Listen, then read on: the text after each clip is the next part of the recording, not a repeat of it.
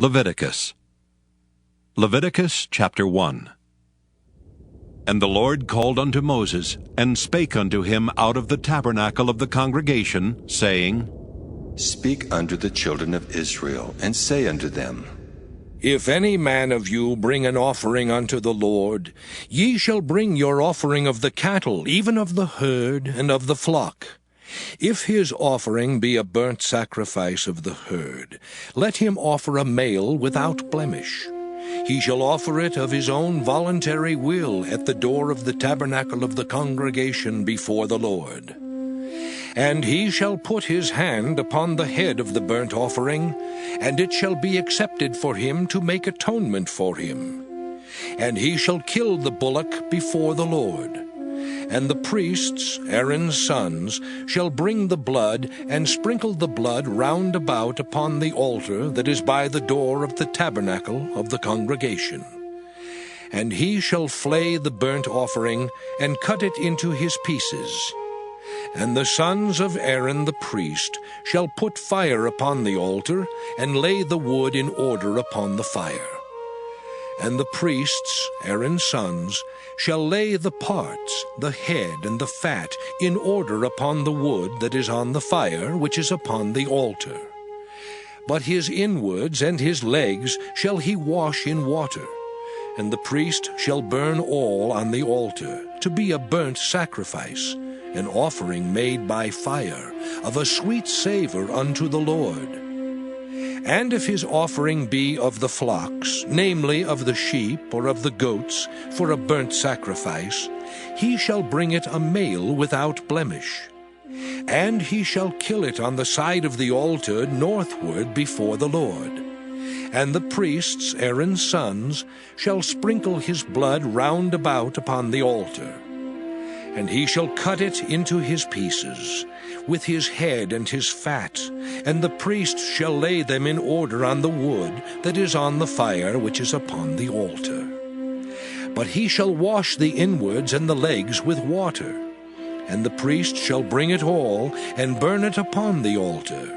It is a burnt sacrifice, an offering made by fire, of a sweet savor unto the Lord. And if the burnt sacrifice for his offering to the Lord be of fowls, then he shall bring his offering of turtle doves or of young pigeons. And the priest shall bring it unto the altar, and wring off his head, and burn it on the altar. And the blood thereof shall be wrung out at the side of the altar. And he shall pluck away his crop with his feathers, and cast it beside the altar on the east part, by the place of the ashes. And he shall cleave it with the wings thereof, but shall not divide it asunder. And the priest shall burn it upon the altar, upon the wood that is upon the fire. It is a burnt sacrifice, an offering made by fire, of a sweet savor unto the Lord. Leviticus chapter 2. And when any will offer a meat offering unto the Lord, his offering shall be of fine flour, and he shall pour oil upon it, and put frankincense thereon. And he shall bring it to Aaron's sons the priests, and he shall take thereout his handful of the flour thereof, and of the oil thereof, with all the frankincense thereof. And the priest shall burn the memorial of it upon the altar, to be an offering made by fire, of a sweet savor unto the Lord. And the remnant of the meat offering shall be Aaron's and his sons. It is a thing most holy of the offerings of the Lord made by fire. And if thou bring an oblation of a meat offering baken in the oven, it shall be unleavened cakes of fine flour mingled with oil, or unleavened wafers anointed with oil. And if thy oblation be a meat offering baken in a pan, it shall be of fine flour unleavened mingled with oil. Thou shalt part it in pieces, and pour oil thereon. It is a meat offering. And if thy oblation be a meat offering baken in the frying pan, it shall be made of fine flour with oil. And thou shalt bring the meat offering that is made of these things unto the Lord. And when it is presented unto the priest, he shall bring it unto the altar. And the priest shall take from the meat offering a memorial thereof, and shall burn it upon the altar. It is an offering made by fire, of a sweet savour unto the Lord.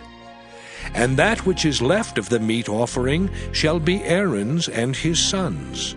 It is a thing most holy of the offerings of the Lord, made by fire. No meat offering which ye shall bring unto the Lord shall be made with leaven, for ye shall burn no leaven, nor any honey, in any offering of the Lord made by fire. As for the oblation of the first fruits, ye shall offer them unto the Lord. But they shall not be burnt on the altar for a sweet savour.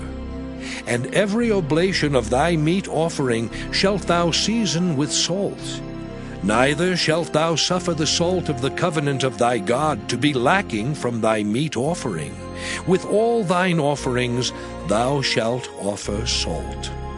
And if thou offer a meat offering of thy first fruits unto the Lord, thou shalt offer for the meat offering of thy first fruits green ears of corn dried by the fire, even corn beaten out of full ears. And thou shalt put oil upon it, and lay frankincense thereon. It is a meat offering. And the priest shall burn the memorial of it, part of the beaten corn thereof, and part of the oil thereof, with all the frankincense thereof. It is an offering made by fire unto the Lord. Leviticus chapter 3. And if his oblation be a sacrifice of peace offering, if he offer it of the herd, whether it be a male or female, he shall offer it without blemish before the Lord. And he shall lay his hand upon the head of his offering, and kill it at the door of the tabernacle of the congregation. And Aaron's sons, the priests, shall sprinkle the blood upon the altar round about. And he shall offer of the sacrifice of the peace offering, an offering made by fire unto the Lord.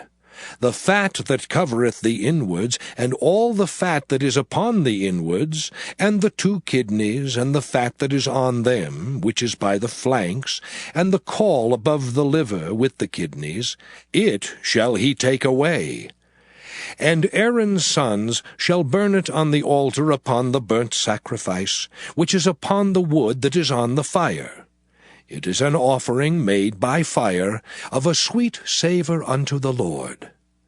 And if his offering for a sacrifice of peace offering unto the Lord be of the flock, male or female, he shall offer it without blemish. If he offer a lamb for his offering, then shall he offer it before the Lord. And he shall lay his hand upon the head of his offering, and kill it before the tabernacle of the congregation. And Aaron's sons shall sprinkle the blood thereof round about upon the altar. And he shall offer of the sacrifice of the peace offering, an offering made by fire unto the Lord. The fat thereof, and the whole rump, it shall he take off hard by the backbone, and the fat that covereth the inwards, and all the fat that is upon the inwards. And the 2 kidneys, and the fat that is upon them, which is by the flanks, and the caul above the liver with the kidneys, it shall he take away. And the priest shall burn it upon the altar. It is the food of the offering made by fire unto the Lord.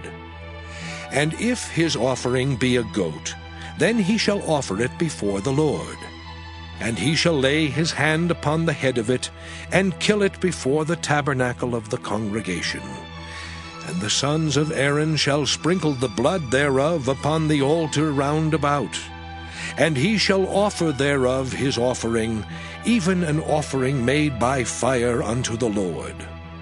The fat that covereth the inwards, and all the fat that is upon the inwards, and the 2 kidneys, and the fat that is upon them, which is by the flanks, and the caul above the liver with the kidneys, it shall he take away. And the priest shall burn them upon the altar.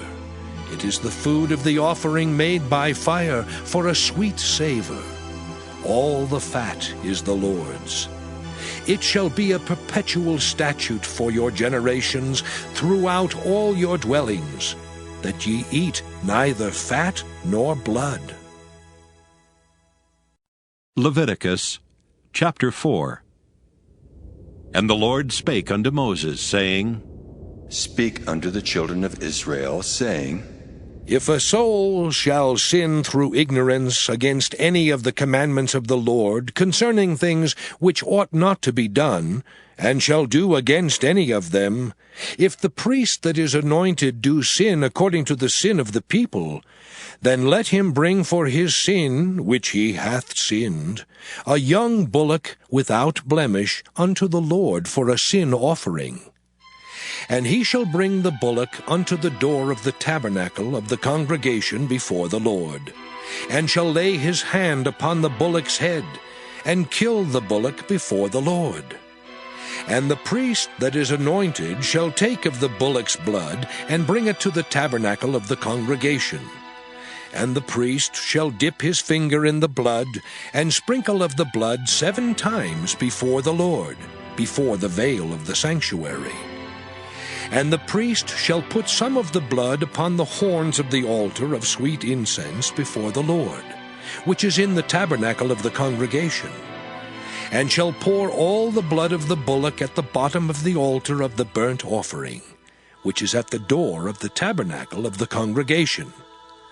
And he shall take off from it all the fat of the bullock for the sin offering, the fat that covereth the inwards, and all the fat that is upon the inwards, and the 2 kidneys, and the fat that is upon them, which is by the flanks, and the caul above the liver, with the kidneys, it shall he take away, as it was taken off from the bullock of the sacrifice of peace offerings, and the priest shall burn them upon the altar of the burnt offering.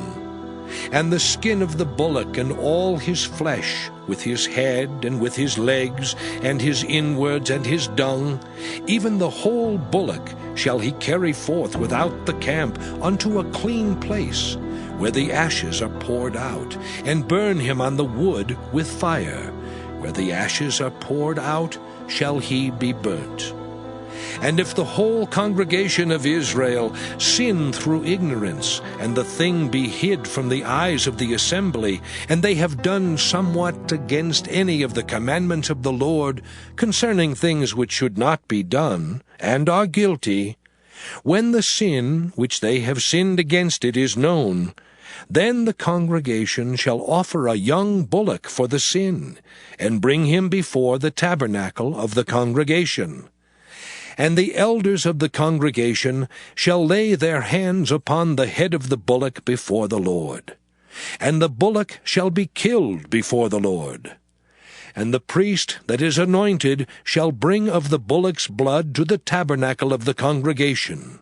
And the priest shall dip his finger in some of the blood, and sprinkle it 7 times before the Lord, even before the veil. And he shall put some of the blood upon the horns of the altar which is before the Lord, that is in the tabernacle of the congregation, and shall pour out all the blood at the bottom of the altar of the burnt offering, which is at the door of the tabernacle of the congregation. And he shall take all his fat from him, and burn it upon the altar. And he shall do with the bullock as he did with the bullock for a sin offering, so shall he do with this. And the priest shall make an atonement for them, and it shall be forgiven them. And he shall carry forth the bullock without the camp, and burn him as he burned the first bullock. It is a sin offering for the congregation.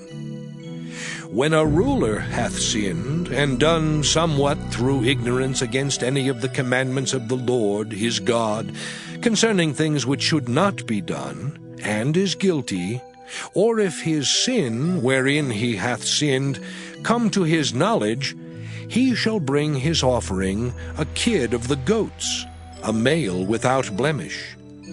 And he shall lay his hand upon the head of the goat, and kill it in the place where they kill the burnt offering before the Lord.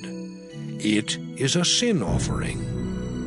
And the priest shall take of the blood of the sin offering with his finger, and put it upon the horns of the altar of burnt offering, and shall pour out his blood at the bottom of the altar of burnt offering. And he shall burn all his fat upon the altar, as the fat of the sacrifice of peace offerings. And the priest shall make an atonement for him as concerning his sin, and it shall be forgiven him. And if any one of the common people sin through ignorance, while he doeth somewhat against any of the commandments of the Lord, concerning things which ought not to be done, and be guilty, or if his sin which he hath sinned come to his knowledge, then he shall bring his offering, a kid of the goats, a female without blemish, for his sin which he hath sinned. And he shall lay his hand upon the head of the sin offering, and slay the sin offering in the place of the burnt offering. And the priest shall take of the blood thereof with his finger, and put it upon the horns of the altar of burnt offering, and shall pour out all the blood thereof at the bottom of the altar. And he shall take away all the fat thereof, as the fat is taken away from off the sacrifice of peace offerings. And the priest shall burn it upon the altar for a sweet savour unto the Lord. And the priest shall make an atonement for him, and it shall be forgiven him. And if he bring a lamb for a sin offering, he shall bring it a female without blemish. And he shall lay his hand upon the head of the sin offering, and slay it for a sin offering in the place where they killed the burnt offering. And the priest shall take of the blood of the sin offering with his finger, and put it upon the horns of the altar of burnt offering, and shall pour out all the blood thereof at the bottom of the altar. And he shall take away all the fat thereof, as the fat of the lamb is taken away from the sacrifice of the peace offerings. And the priest shall burn them upon the altar, according to the offerings made by fire unto the Lord. And the priest shall make an atonement for his sin that he hath committed, and it shall be forgiven him. Leviticus chapter 5. And if a soul sin, and hear the voice of swearing, and is a witness, whether he hath seen or known of it, if he do not utter it, then he shall bear his iniquity. Or if a soul touch any unclean thing, whether it be a carcass of an unclean beast, or a carcass of unclean cattle, or the carcass of unclean creeping things, and if it be hidden from him, he also shall be unclean and guilty. Or if he touch the uncleanness of man, whatsoever uncleanness it be, that a man shall be defiled withal, and it be hid from him, when he knoweth of it, then he shall be guilty. Or if a soul swear, pronouncing with his lips to do evil, or to do good, whatsoever it be that a man shall pronounce with an oath, and it be hid from him, when he knoweth of it, then he shall be guilty in one of these. And it shall be, when he shall be guilty in one of these things, that he shall confess that he hath sinned in that thing. And he shall bring his trespass offering unto the Lord for his sin which he hath sinned, a female from the flock, a lamb or a kid of the goats for a sin offering. And the priest shall make an atonement for him concerning his sin. And if he be not able to bring a lamb, then he shall bring for his trespass which he hath committed 2 turtle doves or 2 young pigeons unto the Lord, one for a sin offering, and the other for a burnt offering. And he shall bring them unto the priest, who shall offer that which is for the sin offering first, and wring off his head from his neck, but shall not divide it asunder. And he shall sprinkle of the blood of the sin offering upon the side of the altar, and the rest of the blood shall be wrung out at the bottom of the altar. It is a sin offering. And he shall offer the second for a burnt offering according to the manner. And the priest shall make an atonement for him for his sin which he hath sinned, and it shall be forgiven him. But if he be not able to bring 2 turtle doves or 2 young pigeons, then he that sinned shall bring for his offering the 10th part of an ephah of fine flour for a sin offering. He shall put no oil upon it, neither shall he put any frankincense thereon, for it is a sin offering. Then shall he bring it to the priest, and the priest shall take his handful of it, even a memorial thereof, and burn it on the altar, according to the offerings made by fire unto the Lord. It is a sin offering. And the priest shall make an atonement for him, as touching his sin that he hath sinned in one of these, and it shall be forgiven him. And the remnant shall be the priest's, as a meat offering. And the Lord spake unto Moses, saying, If a soul commit a trespass and sin through ignorance in the holy things of the Lord, then he shall bring for his trespass unto the Lord a ram without blemish out of the flocks, with thy estimation by shekels of silver, after the shekel of the sanctuary, for a trespass offering. And he shall make amends for the harm that he hath done in the holy thing, and shall add the 5th part thereto, and give it unto the priest. And the priest shall make an atonement for him with the ram of the trespass offering, and it shall be forgiven him. And if a soul sin, and commit any of these things which are forbidden to be done by the commandments of the Lord, though he wist it not, yet is he guilty, and shall bear his iniquity. And he shall bring a ram without blemish out of the flock, with thy estimation for a trespass offering unto the priest. And the priest shall make an atonement for him concerning his ignorance wherein he erred, and wist it not, and it shall be forgiven him. It is a trespass offering. He hath certainly trespassed against the Lord. Leviticus chapter 6. And the Lord spake unto Moses, saying, If a soul sin and commit a trespass against the Lord, and lie unto his neighbor in that which was delivered him to keep, or in fellowship, or in a thing taken away by violence, or hath deceived his neighbor, or hath found that which was lost, and lieth concerning it, and sweareth falsely, in any of all these that a man doeth, sinning therein, then it shall be, because he hath sinned and is guilty, that he shall restore that which he took violently away, or the thing which he hath deceitfully gotten, or that which was delivered him to keep, or the lost thing which he found, or all that about which he hath sworn falsely. He shall even restore it in the principal, and shall add the 5th part more thereto, and give it unto him to whom it appertaineth, in the day of his trespass offering. And he shall bring his trespass offering unto the Lord, a ram without blemish out of the flock, with thy estimation for a trespass offering unto the priest. And the priest shall make an atonement for him before the Lord, and it shall be forgiven him for anything of all that he hath done in trespassing therein. And the Lord spake unto Moses, saying, Command Aaron and his sons, saying, This is the law of the burnt offering.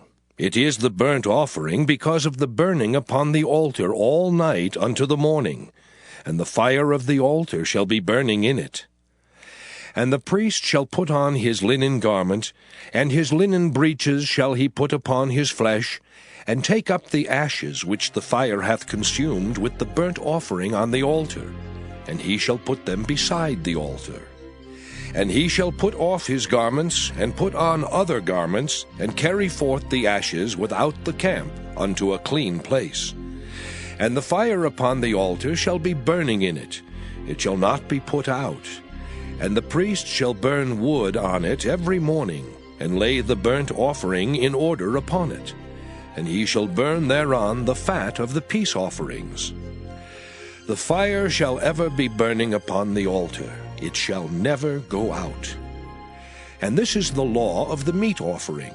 The sons of Aaron shall offer it before the Lord, before the altar. And he shall take of it his handful, of the flour of the meat offering, and of the oil thereof, and all the frankincense which is upon the meat offering, and shall burn it upon the altar for a sweet savour, even the memorial of it unto the Lord. And the remainder thereof shall Aaron and his sons eat. With unleavened bread shall it be eaten in the holy place. In the court of the tabernacle of the congregation they shall eat it. It shall not be baken with leaven. I have given it unto them for their portion of my offerings made by fire. It is most holy, as is the sin offering, and as the trespass offering. All the males among the children of Aaron shall eat of it. It shall be a statute forever in your generations concerning the offerings of the Lord made by fire. Every one that toucheth them shall be holy. And the Lord spake unto Moses, saying, This is the offering of Aaron and of his sons, which they shall offer unto the Lord in the day when he is anointed. The 10th part of an ephah of fine flour for a meat offering perpetual, half of it in the morning, and half thereof at night. In a pan it shall be made with oil, and when it is baken, thou shalt bring it in, and the baken pieces of the meat offering shalt thou offer for a sweet savour unto the Lord. And the priest of his sons that is anointed in his stead shall offer it. It is a statute forever unto the Lord. It shall be wholly burnt. For every meat offering for the priest shall be wholly burnt. It shall not be eaten. And the Lord spake unto Moses, saying, Speak unto Aaron and to his sons, saying, This is the law of the sin offering. In the place where the burnt offering is killed, shall the sin offering be killed before the Lord. It is most holy. The priest that offereth it for sin shall eat it. In the holy place shall it be eaten, in the court of the tabernacle of the congregation. Whatsoever shall touch the flesh thereof shall be holy. And when there is sprinkled of the blood thereof upon any garment, thou shalt wash that whereon it was sprinkled in the holy place. But the earthen vessel wherein it is sodden shall be broken. And if it be sodden in a brazen pot, it shall be both scoured and rinsed in water. All the males among the priests shall eat thereof. It is most holy. And no sin offering, whereof any of the blood is brought into the tabernacle of the congregation to reconcile with all in the holy place, shall be eaten. It shall be burnt in the fire. Leviticus chapter 7. Likewise, this is the law of the trespass offering. It is most holy. In the place where they kill the burnt offering shall they kill the trespass offering, and the blood thereof shall he sprinkle round about upon the altar. And he shall offer of it all the fat thereof, the rump and the fat that covereth the inwards, and the 2 kidneys and the fat that is on them, which is by the flanks, and the caul that is above the liver, with the kidneys, it shall he take away. And the priest shall burn them upon the altar for an offering made by fire unto the Lord. It is a trespass offering. Every male among the priests shall eat thereof. It shall be eaten in the holy place. It is most holy. As the sin offering is, so is the trespass offering. There is one law for them. The priest that maketh atonement therewith shall have it. And the priest that offereth any man's burnt offering, even the priest shall have to himself the skin of the burnt offering which he hath offered.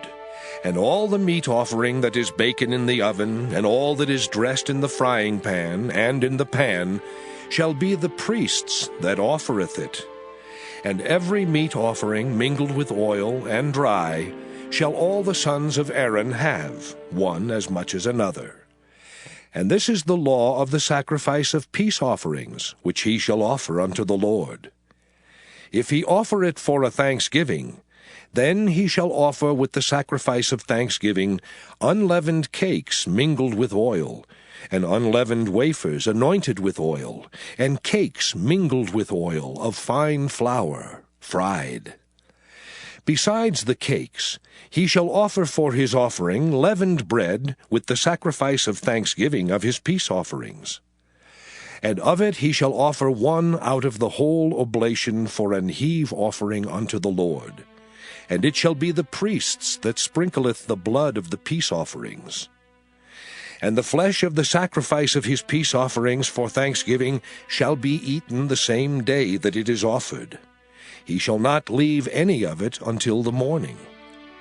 But if the sacrifice of his offering be a vow, or a voluntary offering, it shall be eaten the same day that he offereth his sacrifice, and on the morrow also the remainder of it shall be eaten. But the remainder of the flesh of the sacrifice on the third day shall be burnt with fire. And if any of the flesh of the sacrifice of his peace offerings be eaten at all on the third day, it shall not be accepted, neither shall it be imputed unto him that offereth it. It shall be an abomination, and the soul that eateth of it shall bear his iniquity. And the flesh that toucheth any unclean thing shall not be eaten, it shall be burnt with fire. And as for the flesh, all that be clean shall eat thereof. But the soul that eateth of the flesh of the sacrifice of peace offerings, that pertain unto the Lord, having his uncleanness upon him, even that soul shall be cut off from his people. Moreover, the soul that shall touch any unclean thing, as the uncleanness of man, or any unclean beast, or any abominable unclean thing, and eat of the flesh of the sacrifice of peace offerings, which pertain unto the Lord, even that soul shall be cut off from his people. And the Lord spake unto Moses, saying, Speak unto the children of Israel, saying, Ye shall eat no manner of fat, of ox, or of sheep, or of goat. And the fat of the beast that dieth of itself, and the fat of that which is torn with beasts, may be used in any other use, but ye shall in no wise eat of it. For whosoever eateth the fat of the beast, of which men offer an offering made by fire unto the Lord, even the soul that eateth it shall be cut off from his people. Moreover, ye shall eat no manner of blood, whether it be of fowl or of beast, in any of your dwellings. Whatsoever soul it be that eateth any manner of blood, even that soul shall be cut off from his people. And the Lord spake unto Moses, saying, Speak unto the children of Israel, saying, He that offereth the sacrifice of his peace offerings unto the Lord shall bring his oblation unto the Lord of the sacrifice of his peace offerings. His own hands shall bring the offerings of the Lord made by fire. The fat with the breast, it shall he bring, that the breast may be waved for a wave offering before the Lord. And the priest shall burn the fat upon the altar, but the breast shall be Aaron's and his sons'. And the right shoulder shall ye give unto the priest for an heave offering of the sacrifices of your peace offerings. He among the sons of Aaron that offereth the blood of the peace offerings and the fat shall have the right shoulder for his part. For the wave breast and the heave shoulder have I taken of the children of Israel from off the sacrifices of their peace offerings, and have given them unto Aaron the priest and unto his sons by a statute forever from among the children of Israel. This is the portion of the anointing of Aaron, and of the anointing of his sons, out of the offerings of the Lord, made by fire in the day when he presented them to minister unto the Lord in the priest's office, which the Lord commanded to be given them of the children of Israel in the day that he anointed them, by a statute forever throughout their generations. This is the law of the burnt offering, of the meat offering, and of the sin offering, and of the trespass offering, and of the consecrations, and of the sacrifice of the peace offerings, which the Lord commanded Moses in Mount Sinai, in the day that he commanded the children of Israel to offer their oblations unto the Lord in the wilderness of Sinai. Leviticus chapter 8. And the Lord spake unto Moses, saying, Take Aaron and his sons with him, and the garments and the anointing oil, and a bullock for the sin offering, and 2 rams and a basket of unleavened bread. And gather thou all the congregation together unto the door of the tabernacle of the congregation. And Moses did as the Lord commanded him. And the assembly was gathered together unto the door of the tabernacle of the congregation. And Moses said unto the congregation, This is the thing which the Lord commanded to be done. And Moses brought Aaron and his sons, and washed them with water. And he put upon him the coat, and girded him with the girdle, and clothed him with the robe, and put the ephod upon him. And he girded him with the curious girdle of the ephod, and bound it unto him therewith. And he put the breastplate upon him. Also he put in the breastplate the Urim and the Thummim. And he put the mitre upon his head. Also upon the mitre, even upon his forefront, did he put the golden plate, the holy crown, as the Lord commanded Moses. And Moses took the anointing oil, and anointed the tabernacle and all that was therein, and sanctified them. And he sprinkled thereof upon the altar 7 times, and anointed the altar and all his vessels, both the laver and his foot, to sanctify them. And he poured of the anointing oil upon Aaron's head, and anointed him to sanctify him. And Moses brought Aaron's sons, and put coats upon them, and girded them with girdles, and put bonnets upon them, as the Lord commanded Moses. And he brought the bullock for the sin offering, and Aaron and his sons laid their hands upon the head of the bullock for the sin offering. And he slew it, and Moses took the blood, and put it upon the horns of the altar round about with his finger, and purified the altar, and poured the blood at the bottom of the altar, and sanctified it, to make reconciliation upon it. And he took all the fat that was upon the inwards, and the caul above the liver, and the 2 kidneys and their fat, and Moses burned it upon the altar. But the bullock and his hide, his flesh and his dung, he burnt with fire without the camp, as the Lord commanded Moses. And he brought the ram for the burnt offering, and Aaron and his sons laid their hands upon the head of the ram, and he killed it, and Moses sprinkled the blood upon the altar round about. And he cut the ram into pieces, and Moses burnt the head and the pieces and the fat. And he washed the inwards and the legs in water, and Moses burnt the whole ram upon the altar. It was a burnt sacrifice for a sweet savor, and an offering made by fire unto the Lord, as the Lord commanded Moses.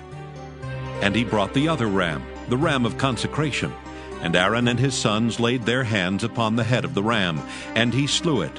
And Moses took of the blood of it, and put it upon the tip of Aaron's right ear, and upon the thumb of his right hand, and upon the great toe of his right foot. And he brought Aaron's sons, and Moses put of the blood upon the tip of their right ear, and upon the thumbs of their right hands, and upon the great toes of their right feet. And Moses sprinkled the blood upon the altar round about. And he took the fat and the rump, and all the fat that was upon the inwards, and the caul above the liver, and the 2 kidneys and their fat, and the right shoulder. And out of the basket of unleavened bread that was before the Lord, he took 1 unleavened cake, and a cake of oiled bread, and 1 wafer, and put them on the fat, and upon the right shoulder. And he put all upon Aaron's hands, and upon his sons' hands, and waved them for a wave offering before the Lord. And Moses took them from off their hands, and burnt them on the altar upon the burnt offering. They were consecrations for a sweet savor. It is an offering made by fire unto the Lord. And Moses took the breast, and waved it for a wave offering before the Lord. For of the ram of consecration it was Moses' part, as the Lord commanded Moses. And Moses took of the anointing oil, and of the blood which was upon the altar, and sprinkled it upon Aaron, and upon his garments, and upon his sons, and upon his sons' garments with him, and sanctified Aaron and his garments, and his sons garments with him. And Moses said unto Aaron and to his sons, Boil the flesh at the door of the tabernacle of the congregation, and there eat it with the bread that is in the basket of consecrations, as I commanded, saying, Aaron and his sons shall eat it. And that which remaineth of the flesh and of the bread shall ye burn with fire. And ye shall not go out of the door of the tabernacle of the congregation in 7 days, until the days of your consecration be at an end. For 7 days shall he consecrate you. As he hath done this day, so the Lord hath commanded to do, to make an atonement for you. Therefore shall ye abide at the door of the tabernacle of the congregation day and night 7 days, and keep the charge of the Lord, that ye die not, for so I am commanded. So Aaron and his sons did all things which the Lord commanded by the hand of Moses. Leviticus chapter 9. And it came to pass on the 8th day that Moses called Aaron and his sons and the elders of Israel. And he said unto Aaron, Take thee a young calf for a sin offering, and a ram for a burnt offering, without blemish, and offer them before the Lord. And unto the children of Israel thou shalt speak, saying, Take ye a kid of the goats for a sin offering, and a calf and a lamb, both of the first year, without blemish, for a burnt offering. Also a bullock and a ram for peace offerings, to sacrifice before the Lord, and a meat offering mingled with oil. For today the Lord will appear unto you. And they brought that which Moses commanded before the tabernacle of the congregation. And all the congregation drew near and stood before the Lord. And Moses said, This is the thing which the Lord commanded that ye should do, and the glory of the Lord shall appear unto you. And Moses said unto Aaron, Go unto the altar, and offer thy sin offering and thy burnt offering, and make an atonement for thyself and for the people, and offer the offering of the people, and make an atonement for them, as the Lord commanded. Aaron therefore went unto the altar, and slew the calf of the sin offering which was for himself. And the sons of Aaron brought the blood unto him, and he dipped his finger in the blood, and put it upon the horns of the altar, and poured out the blood at the bottom of the altar. But the fat and the kidneys and the caul above the liver of the sin offering he burnt upon the altar, as the Lord commanded Moses. And the flesh and the hide he burnt with fire without the camp. And he slew the burnt offering, and Aaron's sons presented unto him the blood which he sprinkled round about upon the altar. And they presented the burnt offering unto him with the pieces thereof and the head, and he burnt them upon the altar. And he did wash the inwards and the legs, and burnt them upon the burnt offering on the altar. And he brought the people's offering, and took the goat which was the sin offering for the people, and slew it, and offered it for sin as the first. And he brought the burnt offering, and offered it according to the manner. And he brought the meat offering, and took an handful thereof, and burnt it upon the altar, beside the burnt sacrifice of the morning. He slew also the bullock and the ram for a sacrifice of peace offerings, which was for the people. And Aaron's sons presented unto him the blood which he sprinkled upon the altar round about, and the fat of the bullock and of the ram, the rump, and that which covereth the inwards and the kidneys, and the caul above the liver.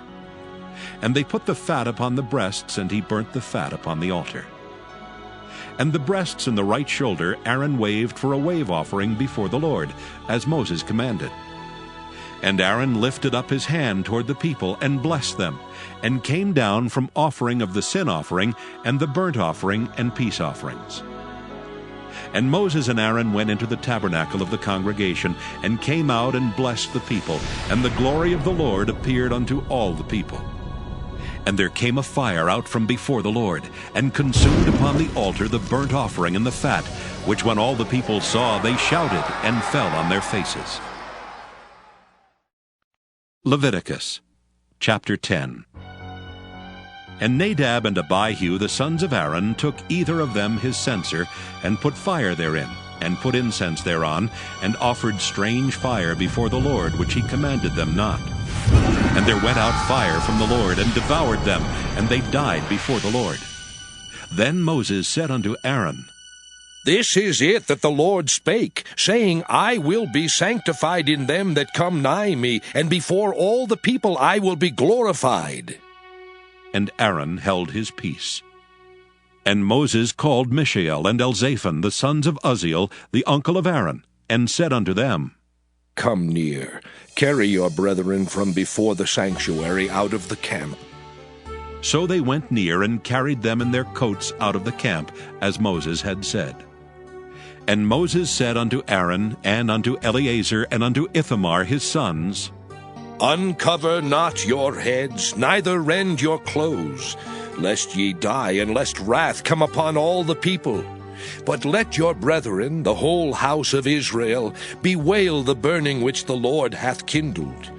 And ye shall not go out from the door of the tabernacle of the congregation, lest ye die. For the anointing oil of the Lord is upon you. And they did according to the word of Moses.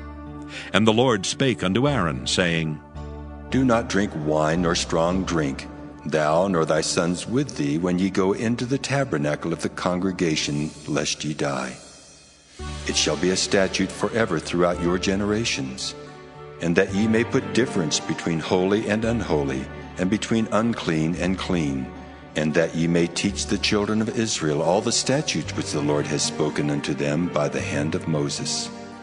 And Moses spake unto Aaron, and unto Eleazar, and unto Ithamar his sons that were left. Take the meat offering that remaineth of the offerings of the Lord made by fire, and eat it without leaven beside the altar, for it is most holy. And ye shall eat it in the holy place, because it is thy due, and thy son's due, of the sacrifices of the Lord made by fire, for so I am commanded.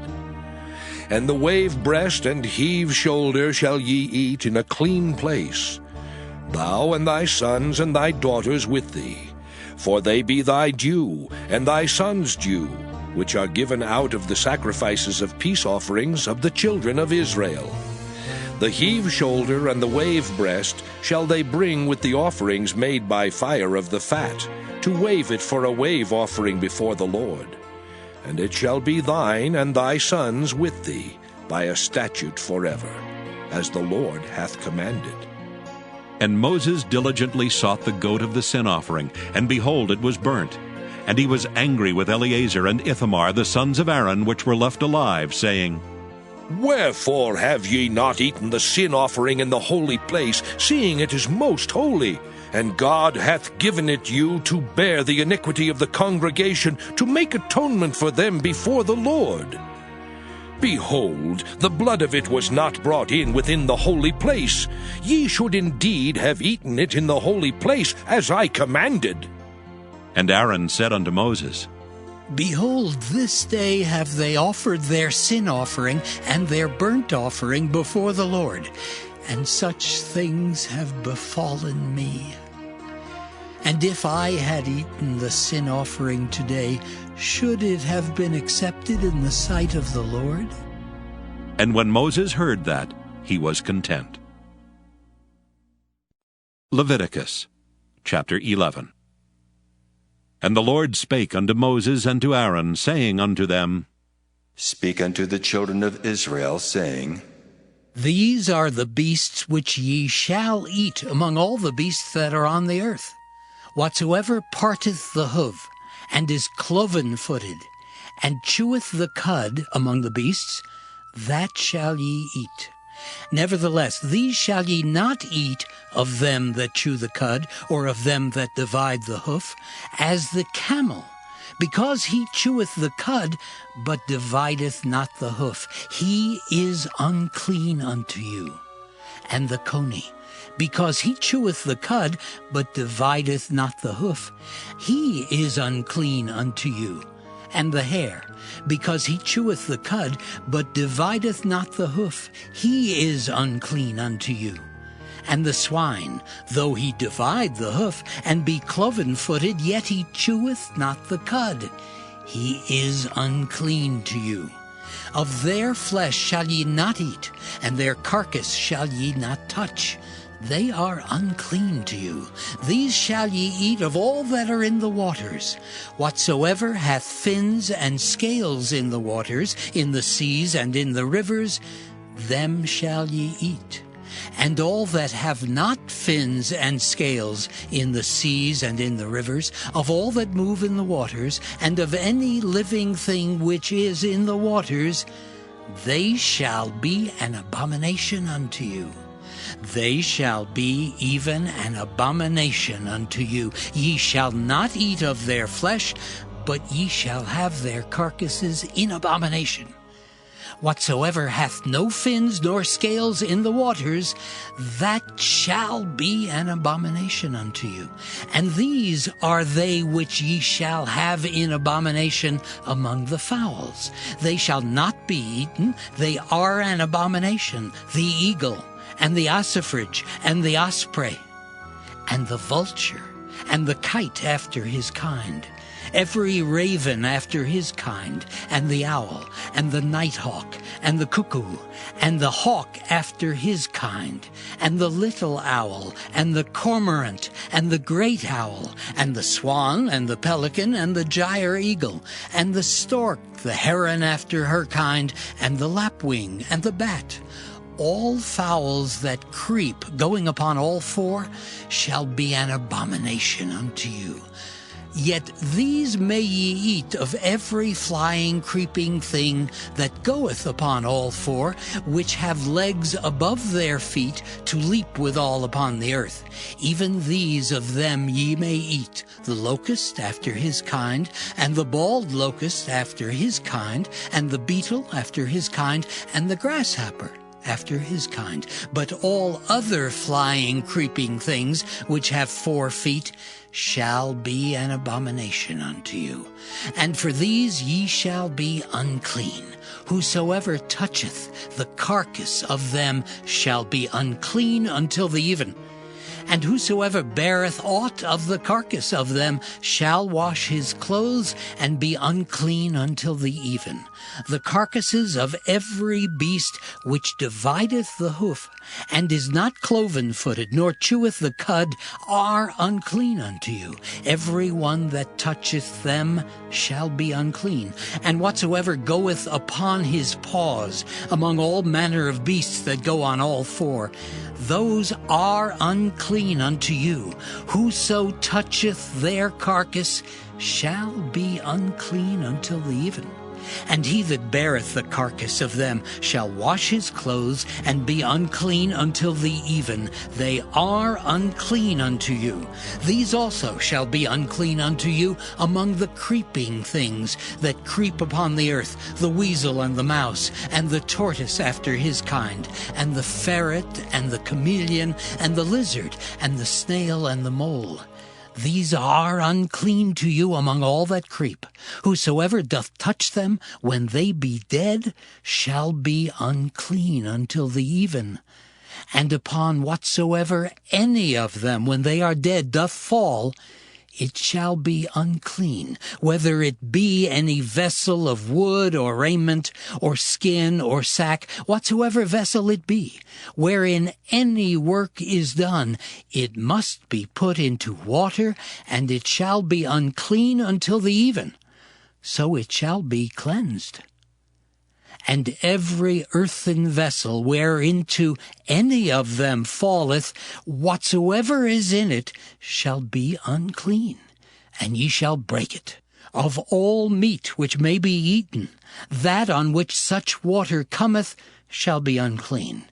And all drink that may be drunk in every such vessel shall be unclean. And every thing whereupon any part of their carcass falleth shall be unclean, whether it be oven or ranges for pots, they shall be broken down, for they are unclean, and shall be unclean unto you. Nevertheless, a fountain or pit, wherein there is plenty of water, shall be clean, but that which toucheth their carcass shall be unclean. And if any part of their carcass fall upon any sowing seed which is to be sown, it shall be clean. But if any water be put upon the seed, and any part of their carcass fall thereon, it shall be unclean unto you. And if any beast of which ye may eat die, he that toucheth the carcass thereof shall be unclean until the even. And he that eateth of the carcass of it shall wash his clothes, and be unclean until the even. He also that beareth the carcass of it shall wash his clothes, and be unclean until the even. And every creeping thing that creepeth upon the earth shall be an abomination. It shall not be eaten. Whatsoever goeth upon the belly, and whatsoever goeth upon all 4, or whatsoever hath more feet among all creeping things that creep upon the earth, them ye shall not eat, for they are an abomination.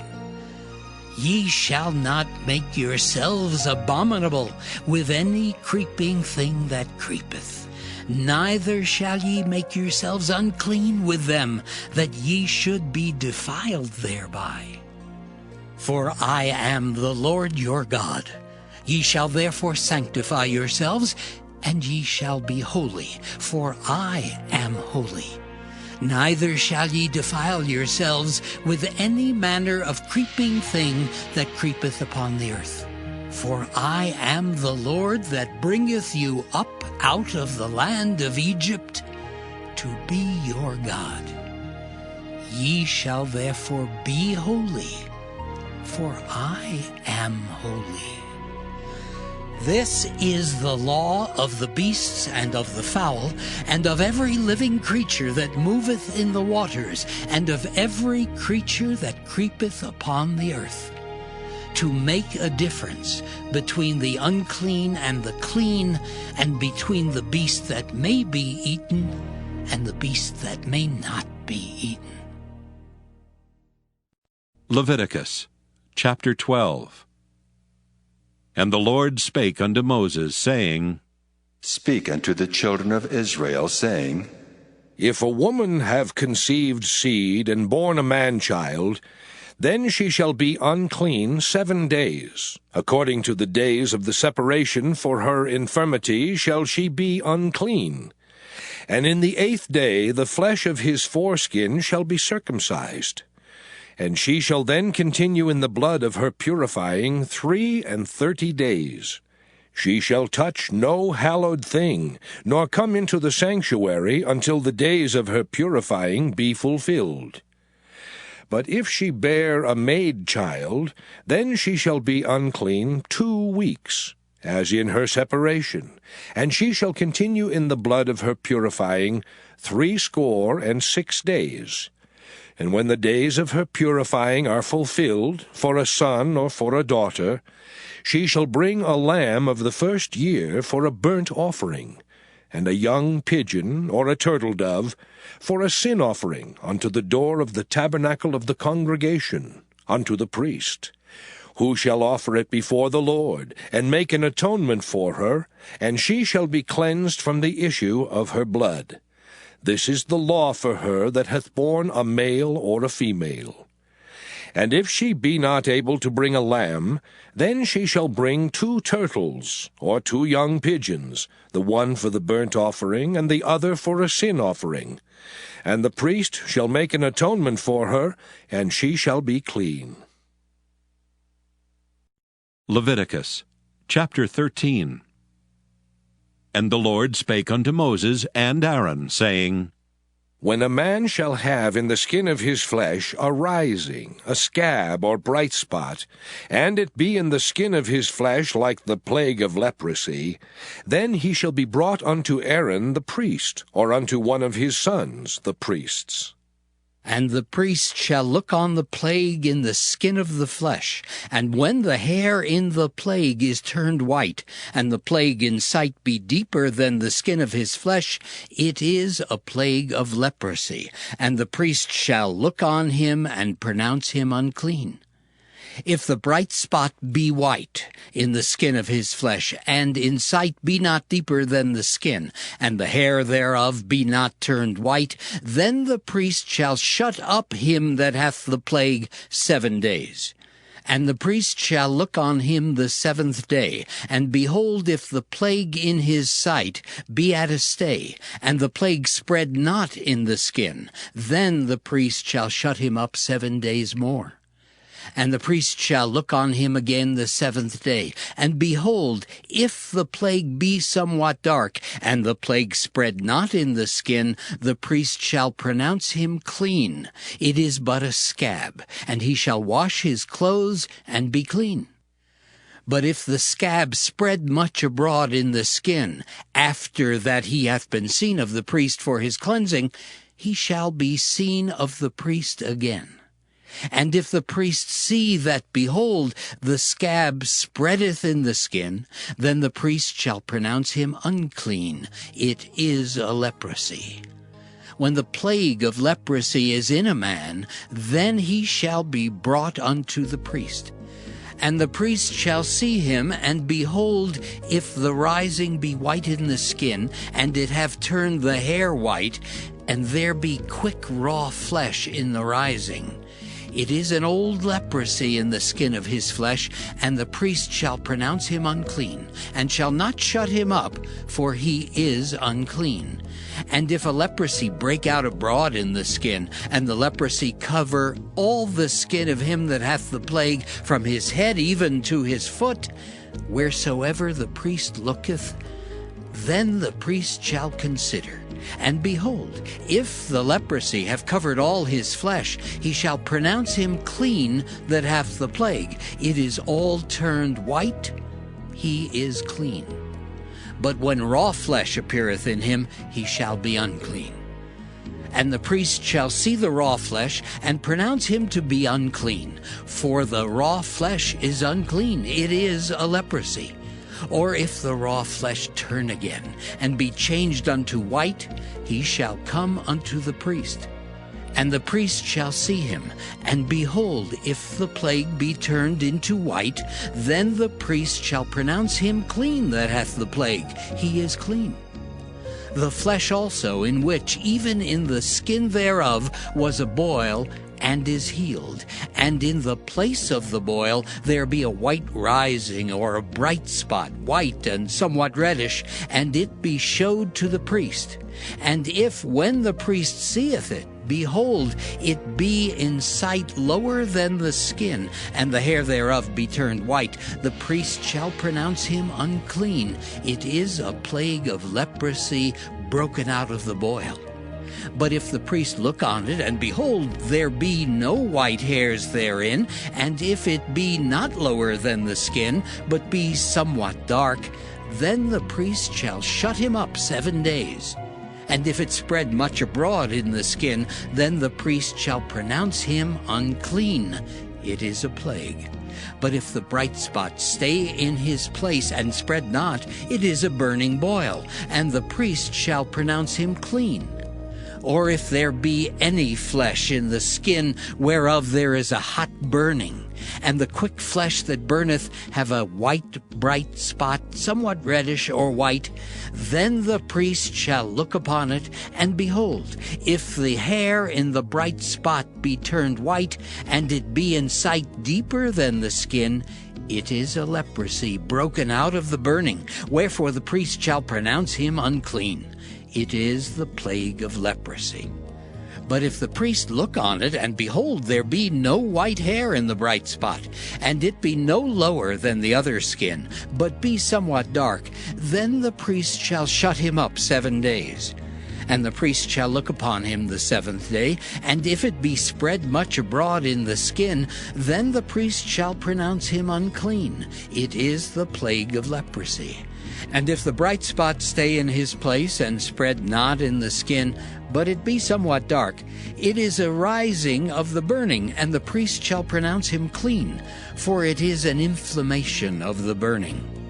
If a man or woman have a plague upon the head or the beard, then the priest shall see the plague, and behold, if it be in sight deeper than the skin, and there be in it a yellow thin hair, then the priest shall pronounce him unclean. It is a dry skull, even a leprosy upon the head or beard.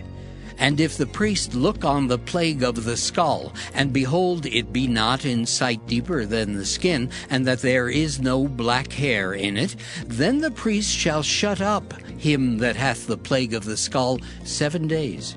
And in the 7th day the priest shall look on the plague, and behold, if the skull spread not, and there be in it no yellow hair, and the skull be not in sight deeper than the skin, he shall be shaven, but the skull shall he not shave, and the priest shall shut up him that hath the skull 7 days more.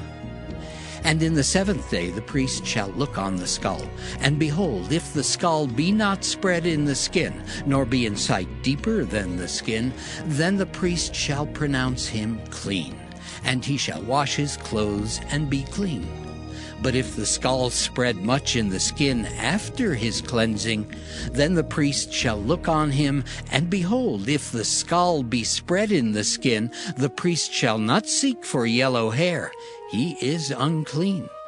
But if the scald be in his sight at a stay, and that there is black hair grown up therein, the scald is healed, he is clean, and the priest shall pronounce him clean. If a man also or a woman have in the skin of their flesh bright spots, even white bright spots, then the priest shall look, and behold, if the bright spots in the skin of their flesh be darkish white, it is a freckled spot that groweth in the skin, he is clean. And the man whose hair is fallen off his head, he is bald, yet is he clean. And he that hath his hair fallen off from the part of his head toward his face, he is forehead bald, yet is he clean. And if there be in the bald head or bald forehead a white reddish sore, it is a leprosy sprung up in his bald head or his bald forehead. Then the priest shall look upon it, and behold, if the rising of the sore be white reddish in his bald head or in his bald forehead, as the leprosy appeareth in the skin of the flesh, he is a leprous man, he is unclean. The priest shall pronounce him utterly unclean. His plague is in his head. And the leper in whom the plague is, his clothes shall be rent, and his head bare, and he shall put a covering upon his upper lip, and shall cry, Unclean, unclean. All the days wherein the plague shall be in him, he shall be defiled. He is unclean. He shall dwell alone. Without the camp shall his habitation be. The garment also that the plague of leprosy is in, whether it be a woolen garment or a linen garment, whether it be in the warp or woof of linen or of woolen, whether in a skin or in anything made of skin. And if the plague be greenish or reddish in the garment, or in the skin, either in the warp or in the woof, or in anything of skin, it is a plague of leprosy, and shall be showed unto the priest. And the priest shall look upon the plague, and shut up it that hath the plague 7 days. And he shall look on the plague on the 7th day. If the plague be spread in the garment, either in the warp or in the woof, or in a skin, or in any work that is made of skin, the plague is a fretting leprosy. It is unclean. He shall therefore burn that garment, whether warp or woof, in woolen or in linen, or anything of skin, wherein the plague is, for it is a fretting leprosy. It shall be burnt in the fire. And if the priest shall look, and behold, the plague be not spread in the garment, either in the warp or in the woof, or in anything of skin, then the priest shall command that they wash the thing wherein the plague is, and he shall shut it up 7 days more. And the priest shall look on the plague after that it is washed, and behold, if the plague have not changed his color, and the plague be not spread, it is unclean. Thou shalt burn it in the fire. It is fret inward, whether it be bare within or without. And if the priest look, and behold, the plague be somewhat dark after the washing of it, then he shall rend it out of the garment, or out of the skin, or out of the warp, or out of the woof. And if it appear still in the garment, either in the warp, or in the woof, or in anything of skin, it is a spreading plague. Thou shalt burn that wherein the plague is with fire.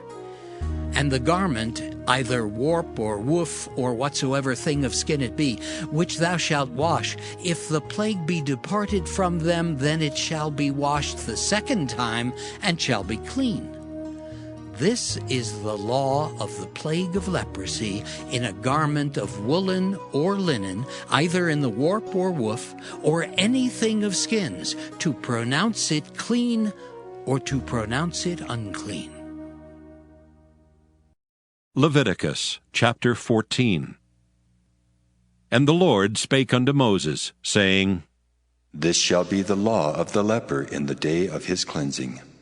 He shall be brought unto the priest, And the priest shall go forth out of the camp, and the priest shall look, and behold, if the plague of leprosy be healed in the leper, then shall the priest command to take for him that is to be cleansed 2 birds alive and clean, and cedar wood, and scarlet and hyssop.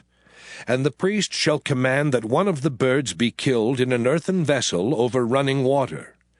As for the living bird, he shall take it, and the cedar wood, and the scarlet, and the hyssop, and shall dip them and the living bird in the blood of the bird that was killed over the running water.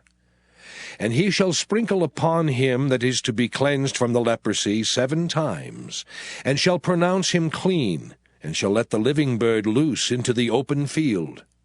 And he that is to be cleansed shall wash his clothes, and shave off all his hair, and wash himself in water, that he may be clean. And after that he shall come into the camp, and shall tarry abroad out of his tent 7 days. But it shall be on the 7th day that he shall shave all his hair off his head, and his beard, and his eyebrows, even all his hair he shall shave off. And he shall wash his clothes, also he shall wash his flesh in water, and he shall be clean. And on the 8th day he shall take 2 he-lambs without blemish, and 1 ewe-lamb of the 1st year without blemish, and 3/10 deals of fine flour for a meat offering, mingled with oil, and 1 log of oil. And the priest that maketh him clean shall present the man that is to be made clean, and those things before the Lord, at the door of the tabernacle of the congregation. And the priest shall take 1 he-lamb, and offer him for a trespass offering, and the log of oil, and wave them for a wave offering before the Lord. And he shall slay the lamb in the place where he shall kill the sin offering and the burnt offering, in the holy place. For as the sin offering is the priest's, so is the trespass offering. It is most holy. And the priest shall take some of the blood of the trespass offering, and the priest shall put it upon the tip of the right ear of him that is to be cleansed, and upon the thumb of his right hand, and upon the great toe of his right foot. And the priest shall take some of the log of oil, and pour it into the palm of his own left hand. And the priest shall dip his right finger in the oil that is in his left hand, and shall sprinkle of the oil with his finger 7 times before the Lord. And of the rest of the oil that is in his hand shall the priest put upon the tip of the right ear of him that is to be cleansed, and upon the thumb of his right hand, and upon the great toe of his right foot, upon the blood of the trespass offering. And the remnant of the oil that is in the priest's hand he shall pour upon the head of him that is to be cleansed. And the priest shall make an atonement for him before the Lord. And the priest shall offer the sin offering, and make an atonement for him that is to be cleansed from his uncleanness, and afterward he shall kill the burnt offering. And the priest shall offer the burnt offering and the meat offering upon the altar. And the priest shall make an atonement for him, and he shall be clean. And if he be poor and cannot get so much, then he shall take 1 lamb for a trespass offering to be waved, to make an atonement for him, and 1/10 deal of fine flour mingled with oil for a meat offering, and a log of oil.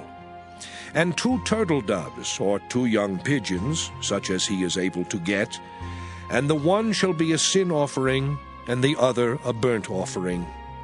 And he shall bring them on the 8th day for his cleansing unto the priest, unto the door of the tabernacle of the congregation before the Lord. And the priest shall take the lamb of the trespass offering, and the log of oil, and the priest shall wave them for a wave offering before the Lord. And he shall kill the lamb of the trespass offering, and the priest shall take some of the blood of the trespass offering, and put it upon the tip of the right ear of him that is to be cleansed, and upon the thumb of his right hand, and upon the great toe of his right foot. And the priest shall pour of the oil into the palm of his own left hand. And the priest shall sprinkle with his right finger some of the oil that is in his left hand 7 times before the Lord. And the priest shall put of the oil that is in his hand upon the tip of the right ear of him that is to be cleansed, and upon the thumb of his right hand, and upon the great toe of his right foot, upon the place of the blood of the trespass offering. And the rest of the oil that is in the priest's hand he shall put upon the head of him that is to be cleansed, to make an atonement for him before the Lord.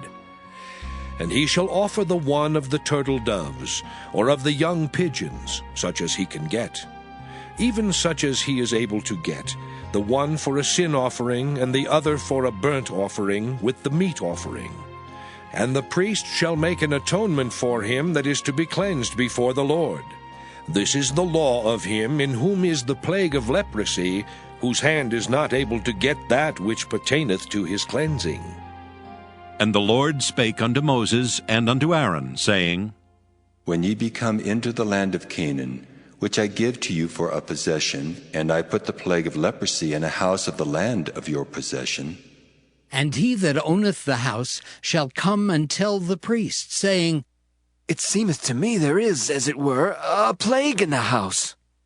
Then the priest shall command that they empty the house before the priest go into it to see the plague, that all that is in the house be not made unclean, and afterward the priest shall go in to see the house.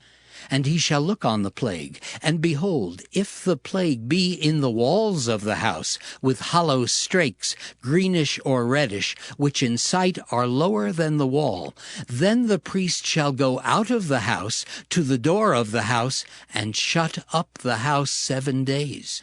And the priest shall come again the 7th day, and shall look. And behold, if the plague be spread in the walls of the house, then the priest shall command that they take away the stones in which the plague is, and they shall cast them into an unclean place without the city.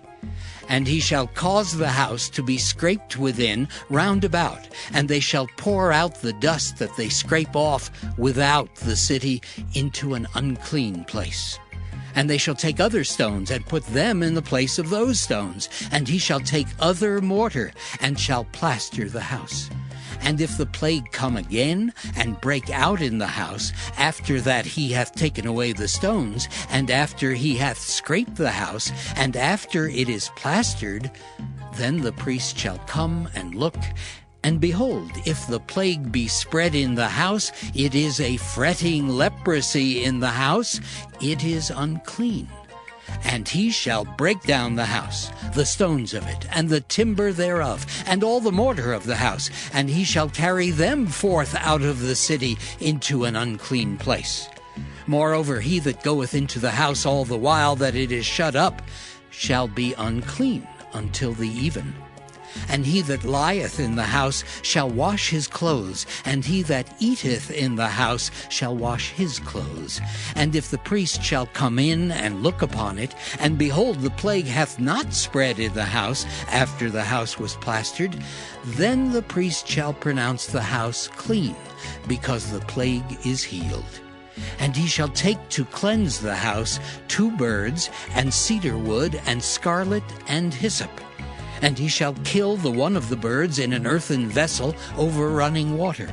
And he shall take the cedar wood, and the hyssop, and the scarlet, and the living bird, and dip them in the blood of the slain bird, and in the running water, and sprinkle the house 7 times. And he shall cleanse the house with the blood of the bird, and with the running water, and with the living bird, and with the cedar wood, and with the hyssop, and with the scarlet. But he shall let go the living bird out of the city into the open fields, and make an atonement for the house, and it shall be clean. This is the law for all manner of plague of leprosy and skull, and for the leprosy of a garment and of a house, and for a rising, and for a scab, and for a bright spot, to teach when it is unclean and when it is clean. This is the law of leprosy. Leviticus chapter 15. And the Lord spake unto Moses and to Aaron, saying, Speak unto the children of Israel, and say unto them, When any man hath a running issue out of his flesh, because of his issue he is unclean. And this shall be his uncleanness in his issue, whether his flesh run with his issue, or his flesh be stopped from his issue, it is his uncleanness. Every bed whereon he lieth that hath the issue is unclean, and everything whereon he sitteth shall be unclean. And whosoever toucheth his bed shall wash his clothes, and bathe himself in water, and be unclean until the even. And he that sitteth on anything whereon he sat that hath the issue shall wash his clothes, and bathe himself in water, and be unclean until the even. And he that toucheth the flesh of him that hath the issue shall wash his clothes, and bathe himself in water, and be unclean until the even. And if he that hath the issue spit upon him that is clean, then he shall wash his clothes, and bathe himself in water, and be unclean until the even. And what saddle soever he rideth upon that hath the issue shall be unclean. And whosoever toucheth anything that was under him shall be unclean until the even. And he that beareth any of those things shall wash his clothes, and bathe himself in water, and be unclean until the even. And whomsoever he toucheth that hath the issue, and hath not rinsed his hands in water, he shall wash his clothes, and bathe himself in water, and be unclean until the even. And the vessel of earth that he toucheth, which hath the issue, shall be broken, and every vessel of wood shall be rinsed in water. And when he that hath an issue is cleansed of his issue, then he shall number to himself 7 days for his cleansing, and wash his clothes, and bathe his flesh in running water, and shall be clean. And on the 8th day he shall take to him 2 turtle doves, or 2 young pigeons, and come before the Lord unto the door of the tabernacle of the congregation, and give them unto the priest. And the priest shall offer them, the one for a sin offering, and the other for a burnt offering. And the priest shall make an atonement for him before the Lord for his issue. And if any man's seed of copulation go out from him, then he shall wash all his flesh in water, and be unclean until the even. And every garment and every skin whereon is the seed of copulation shall be washed with water, and be unclean until the even. The woman also with whom man shall lie with seed of copulation, they shall both bathe themselves in water, and be unclean until the even. And if a woman have an issue, and her issue in her flesh be blood, she shall be put apart 7 days, and whosoever toucheth her shall be unclean until the even. And everything that she lieth upon in her separation shall be unclean. Everything also that she sitteth upon shall be unclean. And whosoever toucheth her bed shall wash his clothes, and bathe himself in water, and be unclean until the even. And whosoever toucheth anything that she sat upon shall wash his clothes, and bathe himself in water, and be unclean until the even. And if it be on her bed, or on anything whereon she sitteth, when he toucheth it, he shall be unclean until the even. And if any man lie with her at all, and her flowers be upon him, he shall be unclean 7 days, and all the bed whereon he lieth shall be unclean. And if a woman have an issue of her blood many days out of the time of her separation, or if it run beyond the time of her separation, all the days of the issue of her uncleanness shall be as the days of her separation. She shall be unclean. Every bed whereon she lieth all the days of her issue shall be unto her as the bed of her separation, and whatsoever she sitteth upon shall be unclean, as the uncleanness of her separation. And whosoever toucheth those things shall be unclean, and shall wash his clothes, and bathe himself in water, and be unclean until the even. But if she be cleansed of her issue, then she shall number to herself 7 days, and after that she shall be clean. And on the 8th day she shall take unto her 2 turtles, or 2 young pigeons, and bring them unto the priest, to the door of the tabernacle of the congregation. And the priest shall offer the one for a sin offering, and the other for a burnt offering. And the priest shall make an atonement for her before the Lord, for the issue of her uncleanness. Thus shall ye separate the children of Israel from their uncleanness, that they die not in their uncleanness when they defile my tabernacle that is among them. This is the law of him that hath an issue, and of him whose seed goeth from him, and is defiled therewith, and of her that is sick of her flowers, and of him that hath an issue, of the man and of the woman, and of him that lieth with her that is unclean. Leviticus chapter 16. And the Lord spake unto Moses after the death of the 2 sons of Aaron, when they offered before the Lord, and died. And the Lord said unto Moses, Speak unto Aaron thy brother, that he come not at all times into the holy place, within the veil before the mercy seat which is upon the ark, that he die not. For I will appear in the cloud upon the mercy seat. Thus shall Aaron come into the holy place with a young bullock for a sin offering, and a ram for a burnt offering. He shall put on the holy linen coat, and he shall have the linen breeches upon his flesh, and shall be girded with a linen girdle, and with the linen mitre shall he be attired. These are holy garments. Therefore shall he wash his flesh in water, and so put them on. And he shall take of the congregation of the children of Israel 2 kids of the goats for a sin offering, and 1 ram for a burnt offering.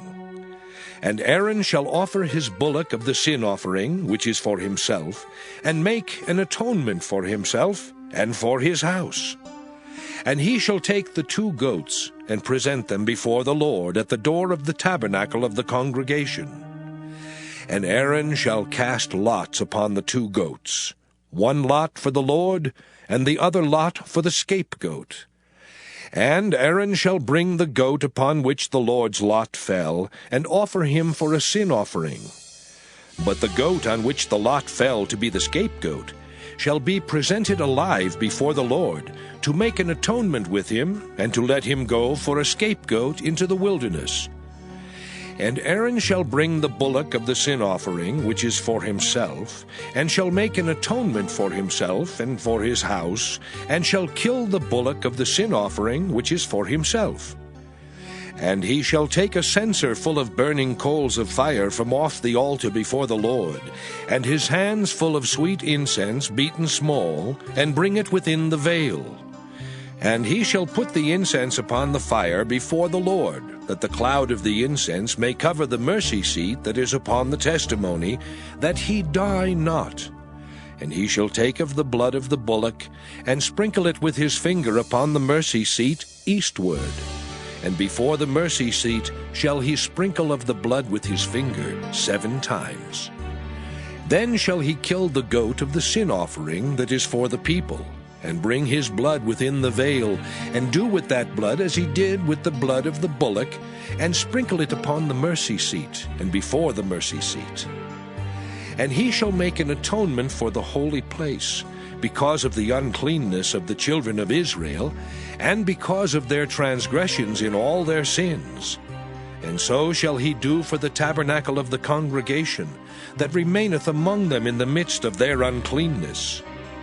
And there shall be no man in the tabernacle of the congregation when he goeth in to make an atonement in the holy place, until he come out, and have made an atonement for himself, and for his household, and for all the congregation of Israel. And he shall go out unto the altar that is before the Lord, and make an atonement for it.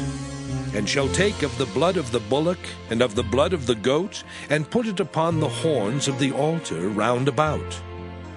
And he shall sprinkle of the blood upon it with his finger 7 times, and cleanse it, and hallow it from the uncleanness of the children of Israel.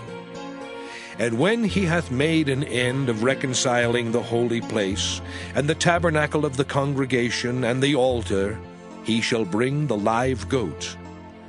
And Aaron shall lay both his hands upon the head of the live goat, and confess over him all the iniquities of the children of Israel, and all their transgressions in all their sins, putting them upon the head of the goat, and shall send him away by the hand of a fit man into the wilderness.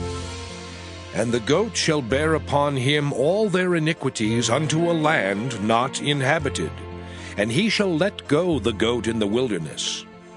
And Aaron shall come into the tabernacle of the congregation, and shall put off the linen garments which he put on when he went into the holy place, and shall leave them there.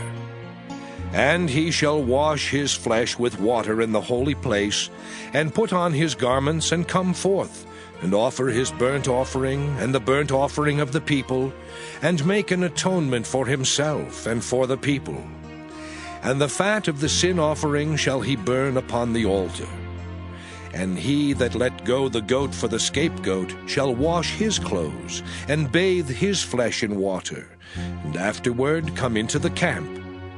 And the bullock for the sin offering, and the goat for the sin offering, whose blood was brought in to make atonement in the holy place, shall one carry forth without the camp, and they shall burn in the fire their skins and their flesh and their dung. And he that burneth them shall wash his clothes, and bathe his flesh in water, and afterward he shall come into the camp. And this shall be a statute forever unto you, that in the 7th month, on the 10th day of the month, ye shall afflict your souls, and do no work at all, whether it be one of your own country, or a stranger that sojourneth among you. For on that day shall the priest make an atonement for you, to cleanse you, that ye may be clean from all your sins before the Lord. It shall be a Sabbath of rest unto you, and ye shall afflict your souls by a statute forever. And the priest whom he shall anoint, and whom he shall consecrate to minister in the priest's office in his father's stead, shall make the atonement, and shall put on the linen clothes, even the holy garments. And he shall make an atonement for the holy sanctuary, and he shall make an atonement for the tabernacle of the congregation, and for the altar, and he shall make an atonement for the priests, and for all the people of the congregation. And this shall be an everlasting statute unto you, to make an atonement for the children of Israel for all their sins once a year. And he did as the Lord commanded Moses. Leviticus chapter 17. And the Lord spake unto Moses, saying, Speak unto Aaron, and unto his sons, and unto all the children of Israel, and say unto them, This is the thing which the Lord hath commanded, saying, What man soever there be of the house of Israel that killeth an ox, or lamb, or goat in the camp, or that killeth it out of the camp, and bringeth it not unto the door of the tabernacle of the congregation, to offer an offering unto the Lord before the tabernacle of the Lord, blood shall be imputed unto that man. He hath shed blood, and that man shall be cut off from among his people.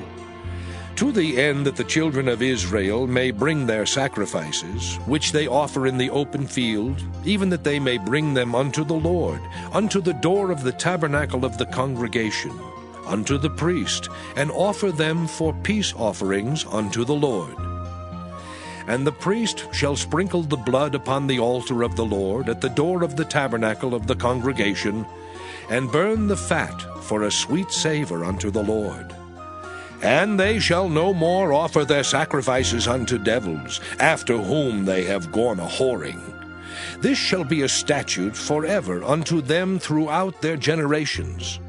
And thou shalt say unto them, Whatsoever man there be of the house of Israel, or of the strangers which sojourn among you, that offereth a burnt offering or sacrifice, and bringeth it not unto the door of the tabernacle of the congregation, to offer it unto the Lord, even that man shall be cut off from among his people. And whatsoever man there be of the house of Israel, or of the strangers that sojourn among you, that eateth any manner of blood, I will even set my face against that soul that eateth blood, and will cut him off from among his people. For the life of the flesh is in the blood, and I have given it to you upon the altar to make an atonement for your souls, for it is the blood that maketh an atonement for the soul. Therefore I said unto the children of Israel, No soul of you shall eat blood, neither shall any stranger that sojourneth among you eat blood. And whatsoever man there be of the children of Israel, or of the strangers that sojourn among you, which hunteth and catcheth any beast or fowl that may be eaten, he shall even pour out the blood thereof, and cover it with dust. For it is the life of all flesh. The blood of it is for the life thereof. Therefore I said unto the children of Israel, Ye shall eat the blood of no manner of flesh, for the life of all flesh is the blood thereof.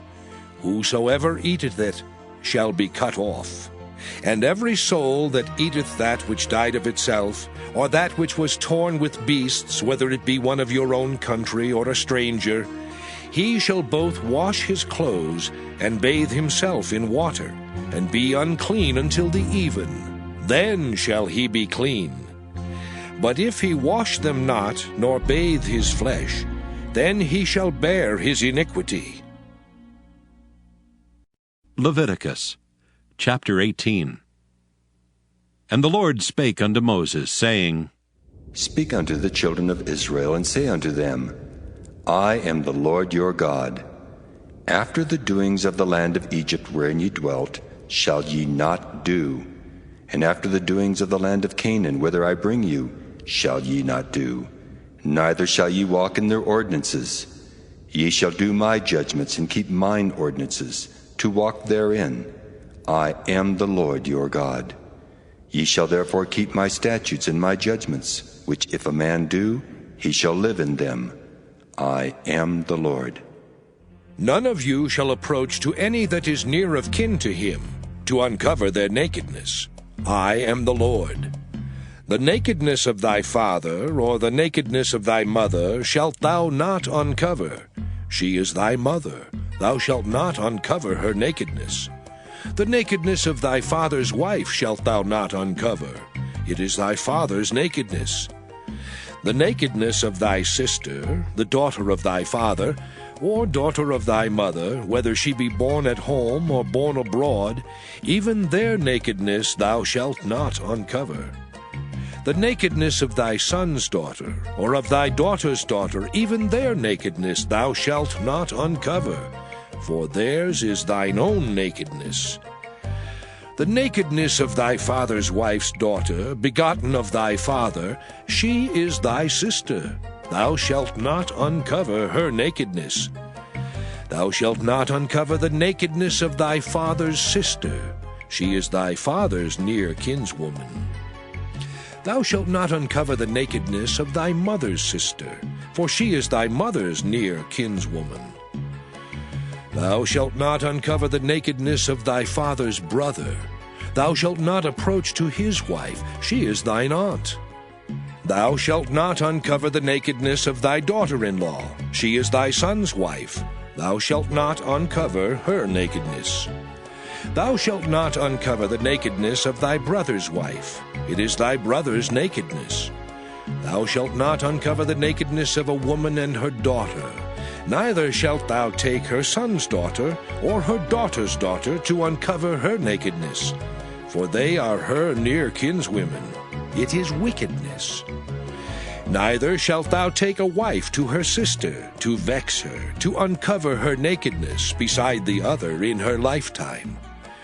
Also thou shalt not approach unto a woman to uncover her nakedness, as long as she is put apart for her uncleanness. Moreover, thou shalt not lie carnally with thy neighbor's wife, to defile thyself with her. And thou shalt not let any of thy seed pass through the fire to Moloch, neither shalt thou profane the name of thy God. I am the Lord. Thou shalt not lie with mankind as with womankind. It is abomination. Neither shalt thou lie with any beast to defile thyself therewith. Neither shall any woman stand before a beast to lie down thereto. It is confusion. Defile not ye yourselves in any of these things. For in all these the nations are defiled, which I cast out before you. And the land is defiled. Therefore I do visit the iniquity thereof upon it, and the land itself vomiteth out her inhabitants. Ye shall therefore keep my statutes and my judgments, and shall not commit any of these abominations, neither any of your own nation, nor any stranger that sojourneth among you. For all these abominations have the men of the land done which were before you, and the land is defiled. That the land spew not you out also when ye defile it, as it spewed out the nations that were before you. For whosoever shall commit any of these abominations, even the souls that commit them shall be cut off from among their people. Therefore shall ye keep mine ordinance, that ye commit not any one of these abominable customs which were committed before you, and that ye defile not yourselves therein. I am the Lord your God. Leviticus chapter 19. And the Lord spake unto Moses, saying, Speak unto all the congregation of the children of Israel, and say unto them, Ye shall be holy, for I, the Lord your God, am holy. Ye shall fear every man his mother and his father, and keep my Sabbaths. I am the Lord your God. Turn ye not unto idols, nor make to yourselves molten gods. I am the Lord your God. And if ye offer a sacrifice of peace offerings unto the Lord, ye shall offer it at your own will. It shall be eaten the same day ye offer it, and on the morrow. And if aught remain until the third day, it shall be burnt in the fire. And if it be eaten at all on the third day, it is abominable. It shall not be accepted. Therefore every one that eateth it shall bear his iniquity, because he hath profaned the hallowed thing of the Lord, and that soul shall be cut off from among his people. And when ye reap the harvest of your land, thou shalt not wholly reap the corners of thy field, neither shalt thou gather the gleanings of thy harvest. And thou shalt not glean thy vineyard, neither shalt thou gather every grape of thy vineyard. Thou shalt leave them for the poor and stranger. I am the Lord your God. Ye shall not steal, neither deal falsely, neither lie one to another. And ye shall not swear by my name falsely, neither shalt thou profane the name of thy God. I am the Lord. Thou shalt not defraud thy neighbor, neither rob him. The wages of him that is hired shall not abide with thee all night until the morning.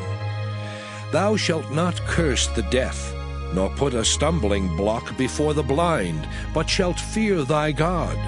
I am the Lord. Ye shall do no unrighteousness in judgment. Thou shalt not respect the person of the poor, nor honor the person of the mighty, but in righteousness shalt thou judge thy neighbor. Thou shalt not go up and down as a talebearer among thy people, neither shalt thou stand against the blood of thy neighbor. I am the Lord. Thou shalt not hate thy brother in thine heart. Thou shalt in any wise rebuke thy neighbor, and not suffer sin upon him. Thou shalt not avenge nor bear any grudge against the children of thy people, but thou shalt love thy neighbor as thyself. I am the Lord. Ye shall keep my statutes. Thou shalt not let thy cattle gender with a diverse kind. Thou shalt not sow thy field with mingled seed. Neither shall a garment mingled of linen and woolen come upon thee. And whosoever lieth carnally with a woman that is a bondmaid, betrothed to an husband, and not at all redeemed, nor freedom given her, she shall be scourged. They shall not be put to death, because she was not free. And he shall bring his trespass offering unto the Lord, unto the door of the tabernacle of the congregation, even a ram for a trespass offering. And the priest shall make an atonement for him with the ram of the trespass offering before the Lord, for his sin which he hath done. And the sin which he hath done shall be forgiven him. And when ye shall come into the land, and shall have planted all manner of trees for food, then ye shall count the fruit thereof as uncircumcised. 3 years shall it be as uncircumcised unto you, it shall not be eaten of. But in the 4th year all the fruit thereof shall be holy, to praise the Lord withal. And in the 5th year shall ye eat of the fruit thereof, that it may yield unto you the increase thereof. I am the Lord your God. Ye shall not eat anything with the blood, neither shall ye use enchantment, nor observe times. Ye shall not round the corners of your heads, neither shalt thou mar the corners of thy beard. Ye shall not make any cuttings in your flesh for the dead, nor print any marks upon you. I am the Lord. Do not prostitute thy daughter, to cause her to be a whore, lest the land fall to whoredom, and the land become full of wickedness. Ye shall keep my Sabbaths, and reverence my sanctuary. I am the Lord. Regard not them that have familiar spirits, neither seek after wizards, to be defiled by them. I am the Lord your God. Thou shalt rise up before the hoary head, and honor the face of the old man, and fear thy God. I am the Lord. And if a stranger sojourn with thee in your land, ye shall not vex him. But the stranger that dwelleth with you shall be unto you as one born among you, and thou shalt love him as thyself. For ye were strangers in the land of Egypt. I am the Lord your God. Ye shall do no unrighteousness in judgment, in meteyard, in weight, or in measure. Just balances, just weights, a just ephah, and a just hin shall ye have. I am the Lord your God, which brought you out of the land of Egypt. Therefore shall ye observe all my statutes and all my judgments, and do them. I am the Lord. Leviticus chapter 20. And the Lord spake unto Moses, saying, Again thou shalt say to the children of Israel, Whosoever he be of the children of Israel, or of the strangers that sojourn in Israel, that giveth any of his seed unto Moloch, he shall surely be put to death. The people of the land shall stone him with stones. And I will set my face against that man, and will cut him off from among his people, because he hath given of his seed unto Moloch, to defile my sanctuary, and to profane my holy name. And if the people of the land do any ways hide their eyes from the man, when he giveth of his seed unto Moloch, and kill him not, then I will set my face against that man, and against his family, and will cut him off, and all that go a whoring after him, to commit whoredom with Moloch, from among their people. And the soul that turneth after such as have familiar spirits, and after wizards, to go a whoring after them, I will even set my face against that soul, and will cut him off from among his people. Sanctify yourselves therefore, and be ye holy, for I am the Lord your God.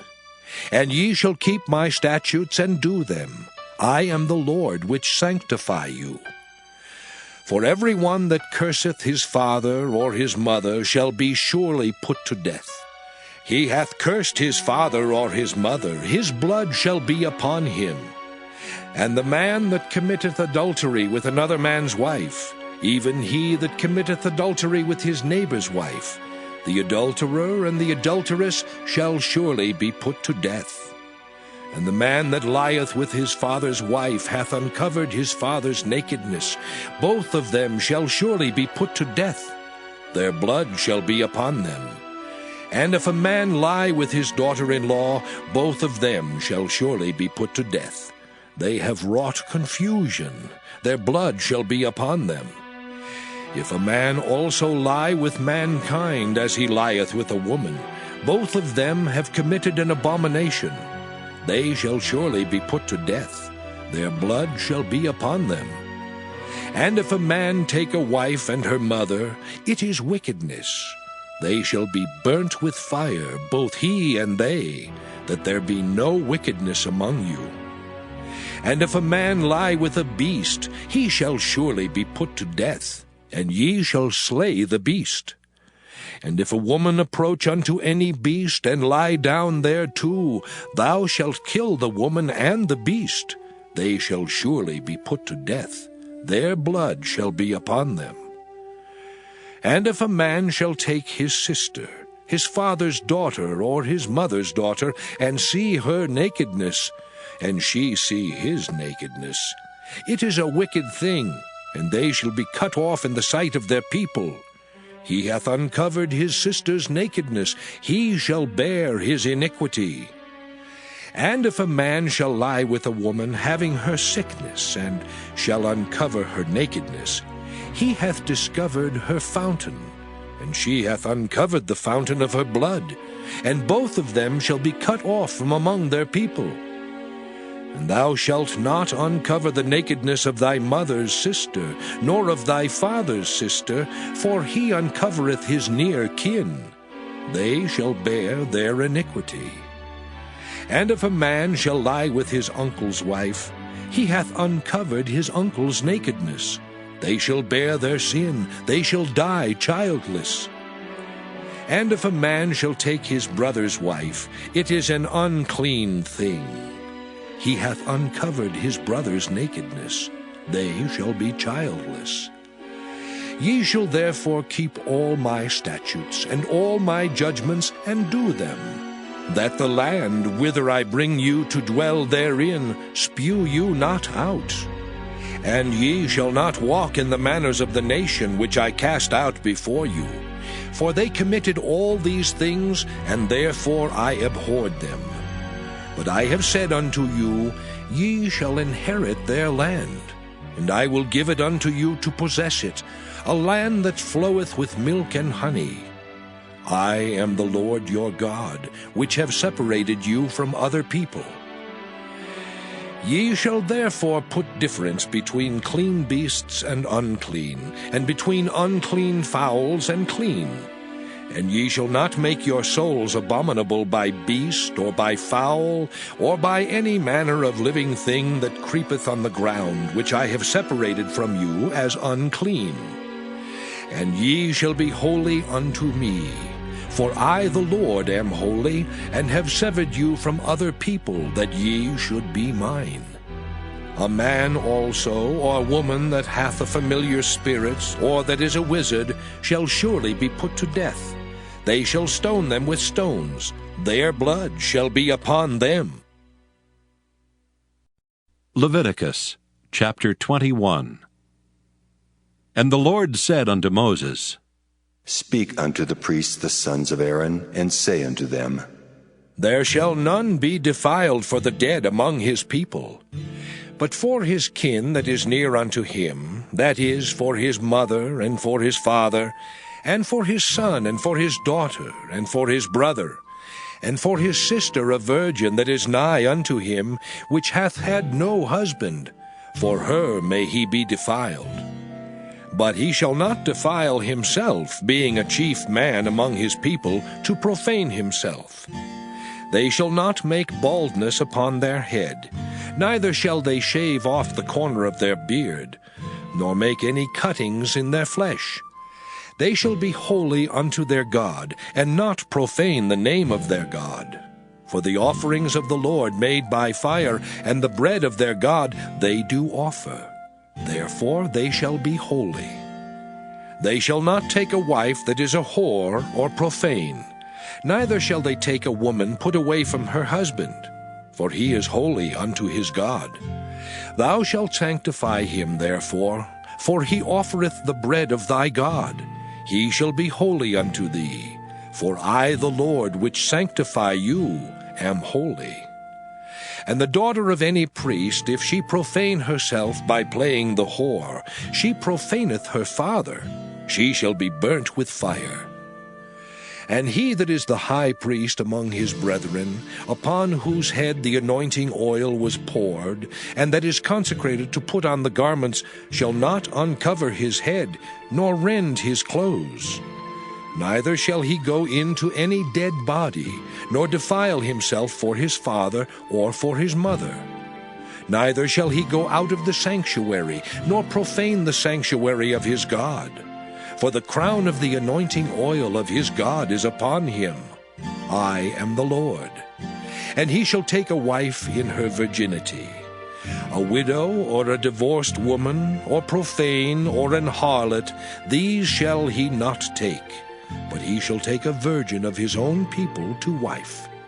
Neither shall he profane his seed among his people, for I the Lord do sanctify him. And the Lord spake unto Moses, saying, Speak unto Aaron, saying, Whosoever he be of thy seed in their generations that hath any blemish, let him not approach to offer the bread of his God.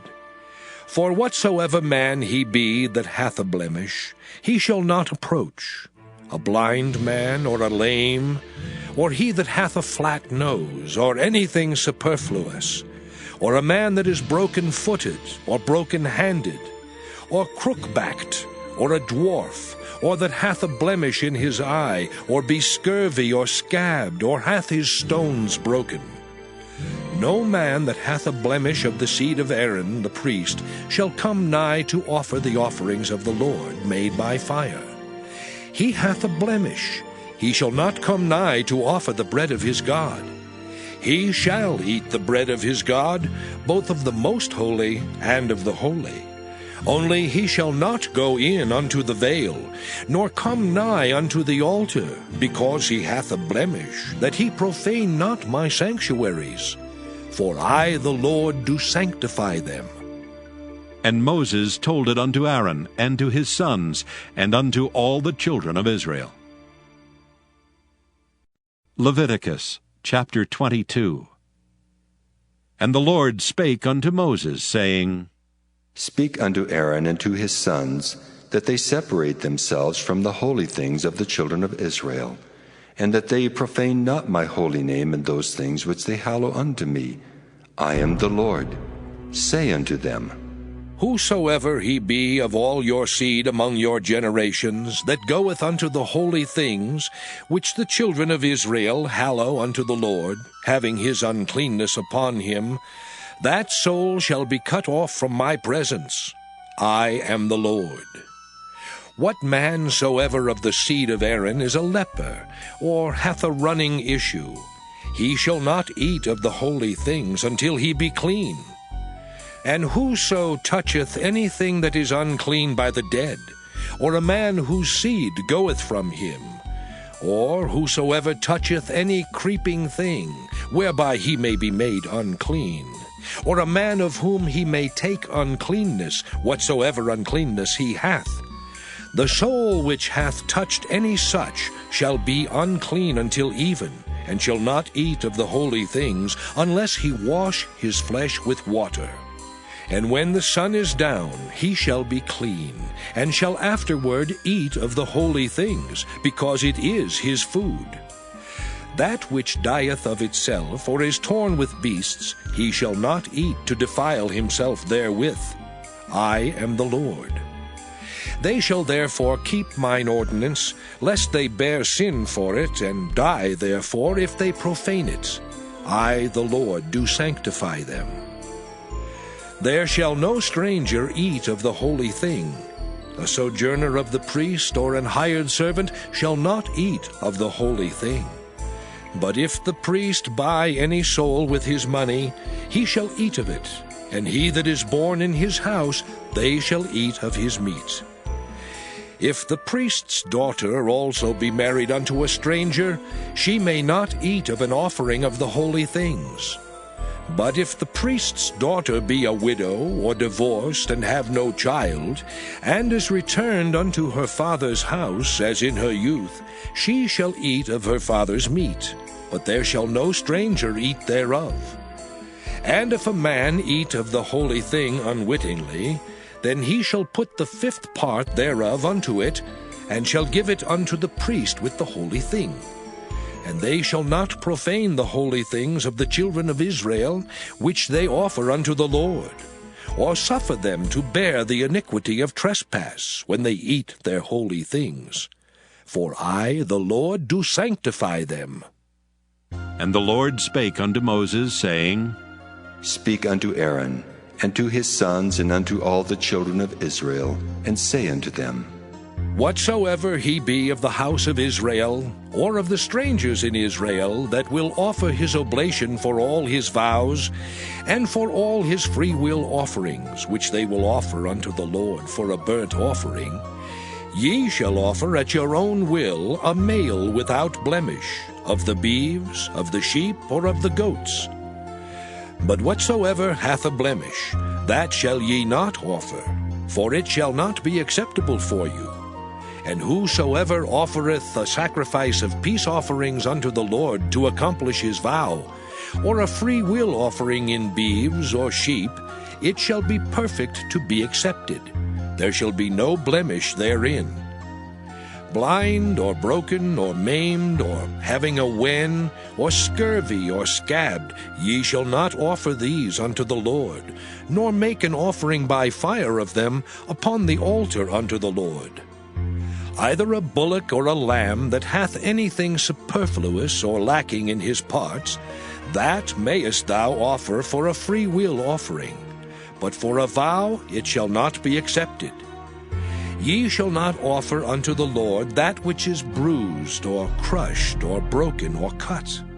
Neither shall ye make any offering thereof in your land. Neither from a stranger's hand shall ye offer the bread of your God of any of these, because their corruption is in them, and blemishes be in them, they shall not be accepted for you.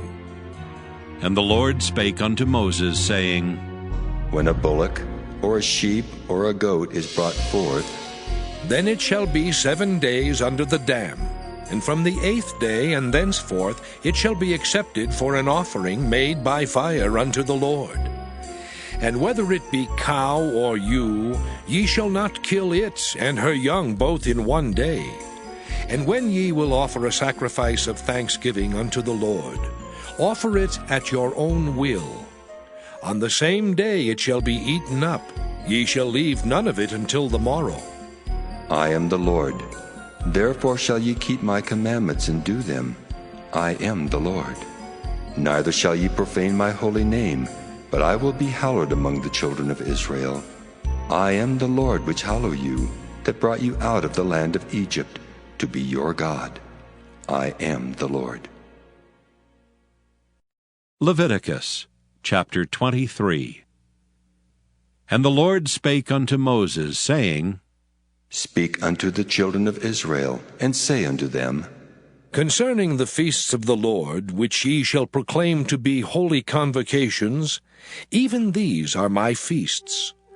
6 days shall work be done, but the 7th day is the Sabbath of rest, and holy convocation. Ye shall do no work therein. It is the Sabbath of the Lord in all your dwellings. These are the feasts of the Lord, even holy convocations, which ye shall proclaim in their seasons. In the 14th day of the 1st month at even is the Lord's Passover. And on the 15th day of the same month is the feast of unleavened bread unto the Lord. 7 days ye must eat unleavened bread. In the 1st day ye shall have an holy convocation. Ye shall do no servile work therein. But ye shall offer an offering made by fire unto the Lord 7 days. In the 7th day is an holy convocation. Ye shall do no servile work therein. And the Lord spake unto Moses, saying, Speak unto the children of Israel, and say unto them, When ye be come into the land which I give unto you, and shall reap the harvest thereof, then ye shall bring a sheaf of the first fruits of your harvest unto the priest. And he shall wave the sheaf before the Lord, to be accepted for you. On the morrow after the Sabbath the priest shall wave it. And ye shall offer that day, when ye wave the sheaf, an he-lamb without blemish of the first year for a burnt offering unto the Lord. And the meat offering thereof shall be 2/10 deals of fine flour mingled with oil, an offering made by fire unto the Lord for a sweet savour. And the drink offering thereof shall be of wine, the 4th part of an hin.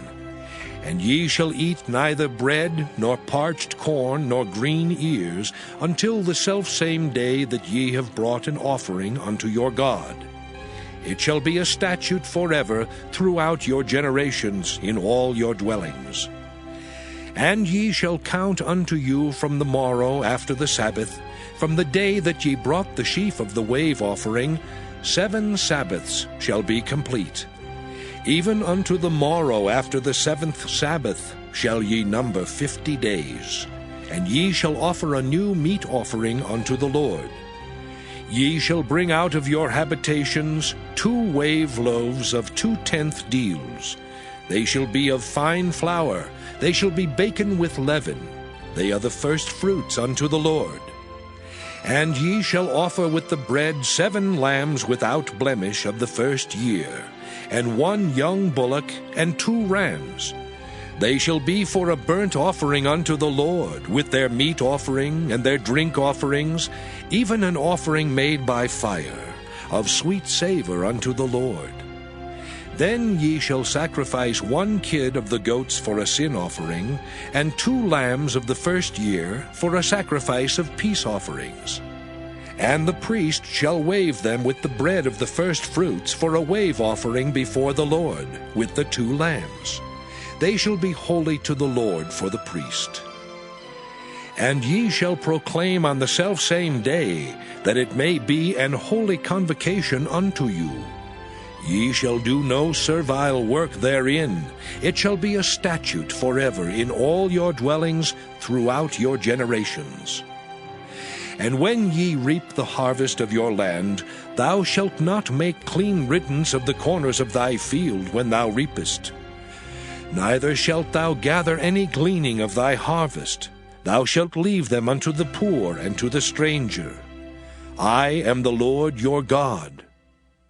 And the Lord spake unto Moses, saying, Speak unto the children of Israel, saying, In the 7th month, in the first day of the month, shall ye have a Sabbath, a memorial of blowing of trumpets, and holy convocation. Ye shall do no servile work therein, but ye shall offer an offering made by fire unto the Lord.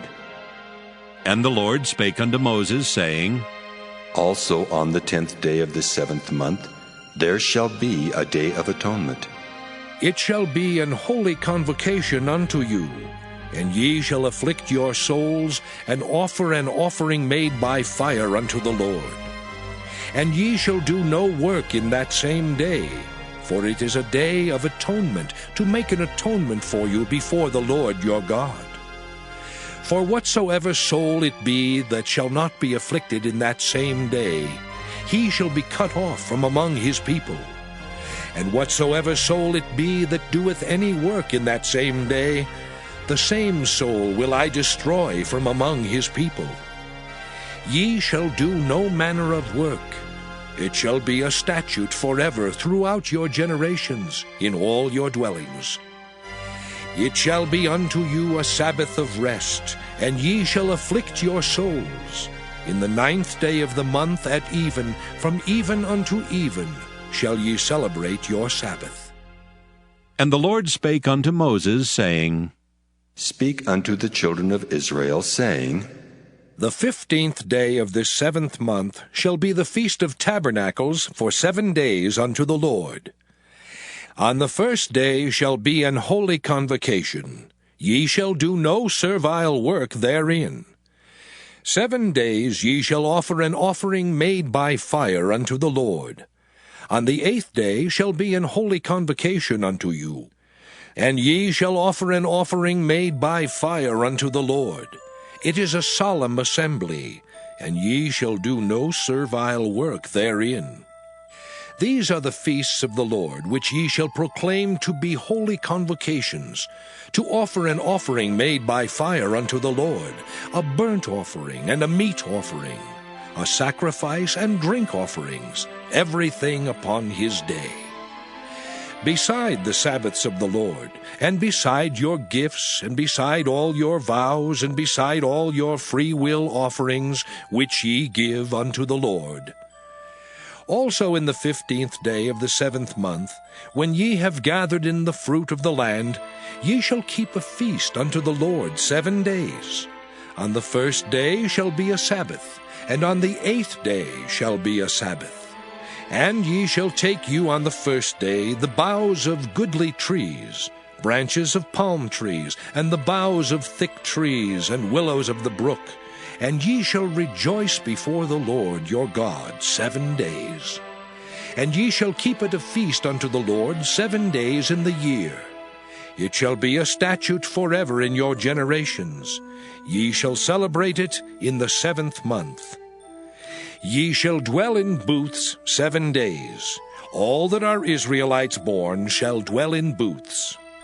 That your generations may know that I made the children of Israel to dwell in booths, when I brought them out of the land of Egypt.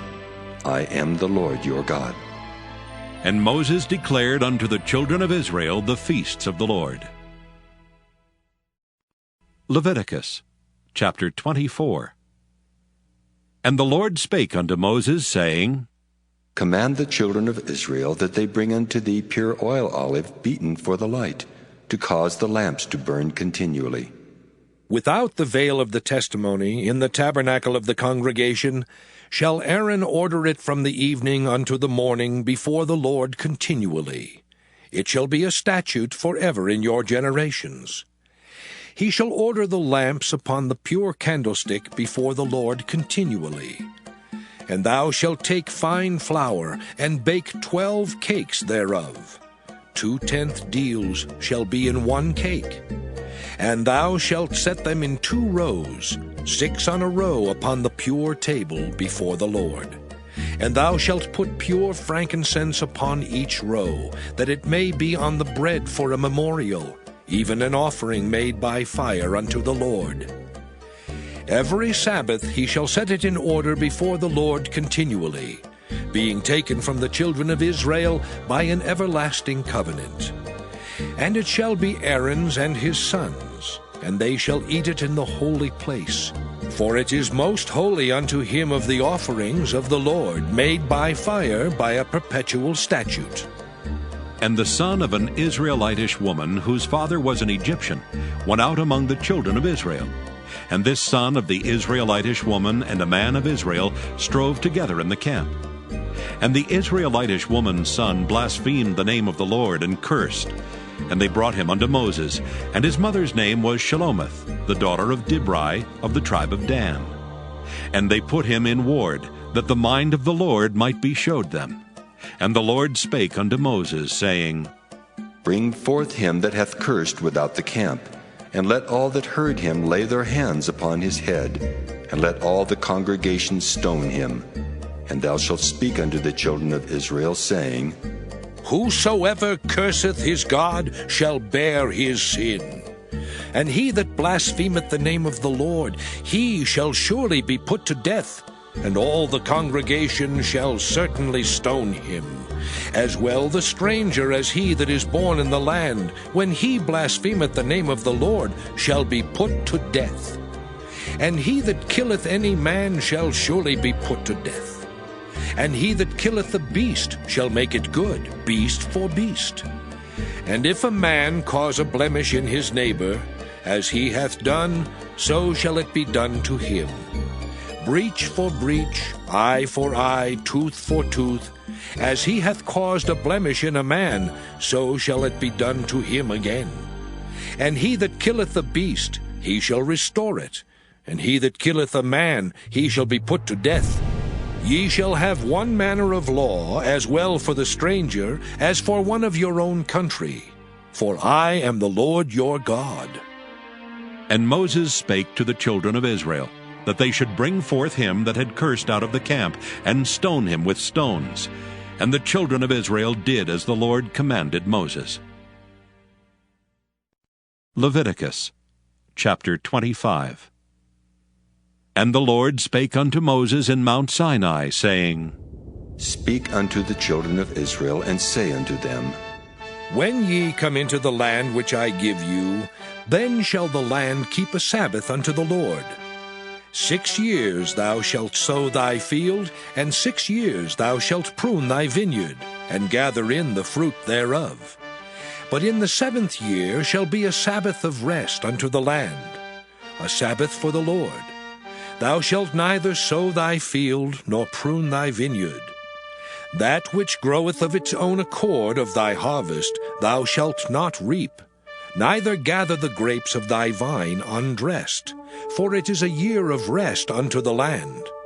And the Sabbath of the land shall be meat for you, for thee, and for thy servant, and for thy maid, and for thy hired servant, and for thy stranger that sojourneth with thee.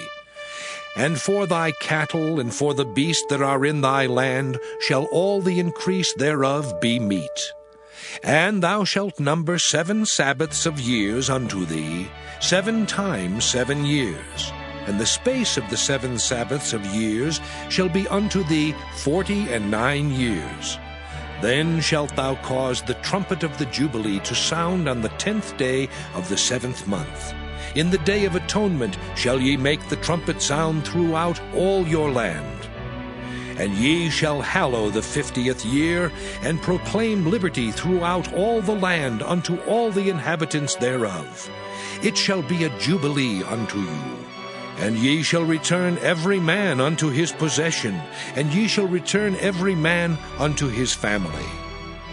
A jubilee shall that 50th year be unto you. Ye shall not sow, neither reap that which groweth of itself in it, nor gather the grapes in it of thy vine undressed. For it is the Jubilee, it shall be holy unto you. Ye shall eat the increase thereof out of the field. In the year of this Jubilee ye shall return every man unto his possession. And if thou sell aught unto thy neighbor, or buyest aught of thy neighbor's hand, ye shall not oppress one another. According to the number of years after the Jubilee thou shalt buy of thy neighbor, and according unto the number of years of the fruits he shall sell unto thee. According to the multitude of years thou shalt increase the price thereof, and according to the fewness of years thou shalt diminish the price of it. For according to the number of the years of the fruits doth he sell unto thee. Ye shall not therefore oppress one another, but thou shalt fear thy God. For I am the Lord your God. Wherefore ye shall do my statutes, and keep my judgments, and do them, and ye shall dwell in the land in safety. And the land shall yield her fruit, and ye shall eat your fill, and dwell therein in safety. And if ye shall say, What shall we eat the 7th year? Behold, we shall not sow, nor gather in our increase. Then I will command my blessing upon you in the 6th year, and it shall bring forth fruit for 3 years. And ye shall sow the 8th year, and eat yet of old fruit until the 9th year. Until her fruits come in, ye shall eat of the old store. The land shall not be sold forever, for the land is mine. For ye are strangers and sojourners with me. And in all the land of your possession ye shall grant a redemption for the land.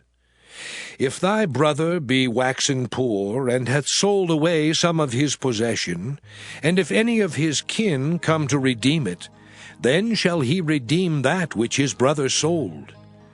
And if the man have none to redeem it, and himself be able to redeem it, then let him count the years of the sale thereof, and restore the overplus unto the man to whom he sold it, that he may return unto his possession.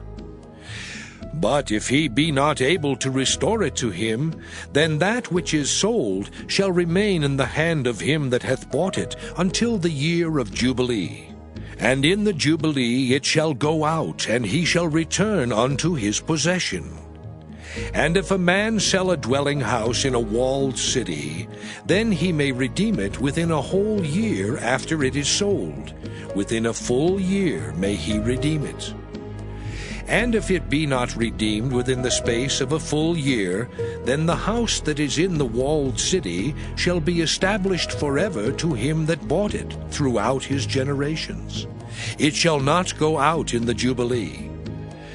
But the houses of the villages which have no wall round about them shall be counted as the fields of the country. They may be redeemed, and they shall go out in the Jubilee.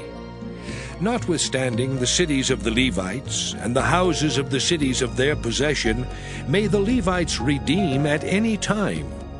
And if a man purchase of the Levites, then the house that was sold, and the city of his possession, shall go out in the year of Jubilee. For the houses of the cities of the Levites are their possession among the children of Israel. But the field of the suburbs of their cities may not be sold, for it is their perpetual possession. And if thy brother be waxen poor, and fallen in decay with thee, then thou shalt relieve him, yea, though he be a stranger or a sojourner, that he may live with thee. Take thou no usury of him, or increase, but fear thy God, that thy brother may live with thee. Thou shalt not give him thy money upon usury, nor lend him thy victuals for increase. I am the Lord your God, which brought you forth out of the land of Egypt, to give you the land of Canaan, and to be your God. And if thy brother that dwelleth by thee be waxen poor, and be sold unto thee, thou shalt not compel him to serve as a bondservant, but as an hired servant, and as a sojourner. He shall be with thee, and shall serve thee unto the year of Jubilee. And then shall he depart from thee, both he and his children with him, and shall return unto his own family, and unto the possession of his fathers shall he return.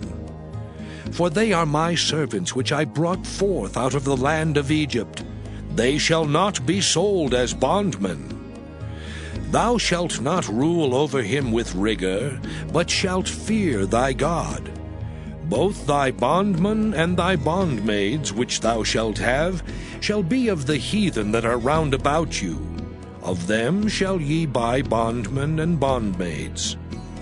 Moreover, of the children of the strangers that do sojourn among you, of them shall ye buy, and of their families that are with you, which they begat in your land, and they shall be your possession. And ye shall take them as an inheritance for your children after you, to inherit them for a possession. They shall be your bondmen forever. But over your brethren, the children of Israel, ye shall not rule one over another with rigor. And if a sojourner or stranger wax rich by thee, and thy brother that dwelleth by him wax poor, and sell himself unto the stranger or sojourner by thee, or to the stock of the stranger's family, after that he is sold, he may be redeemed again. One of his brethren may redeem him.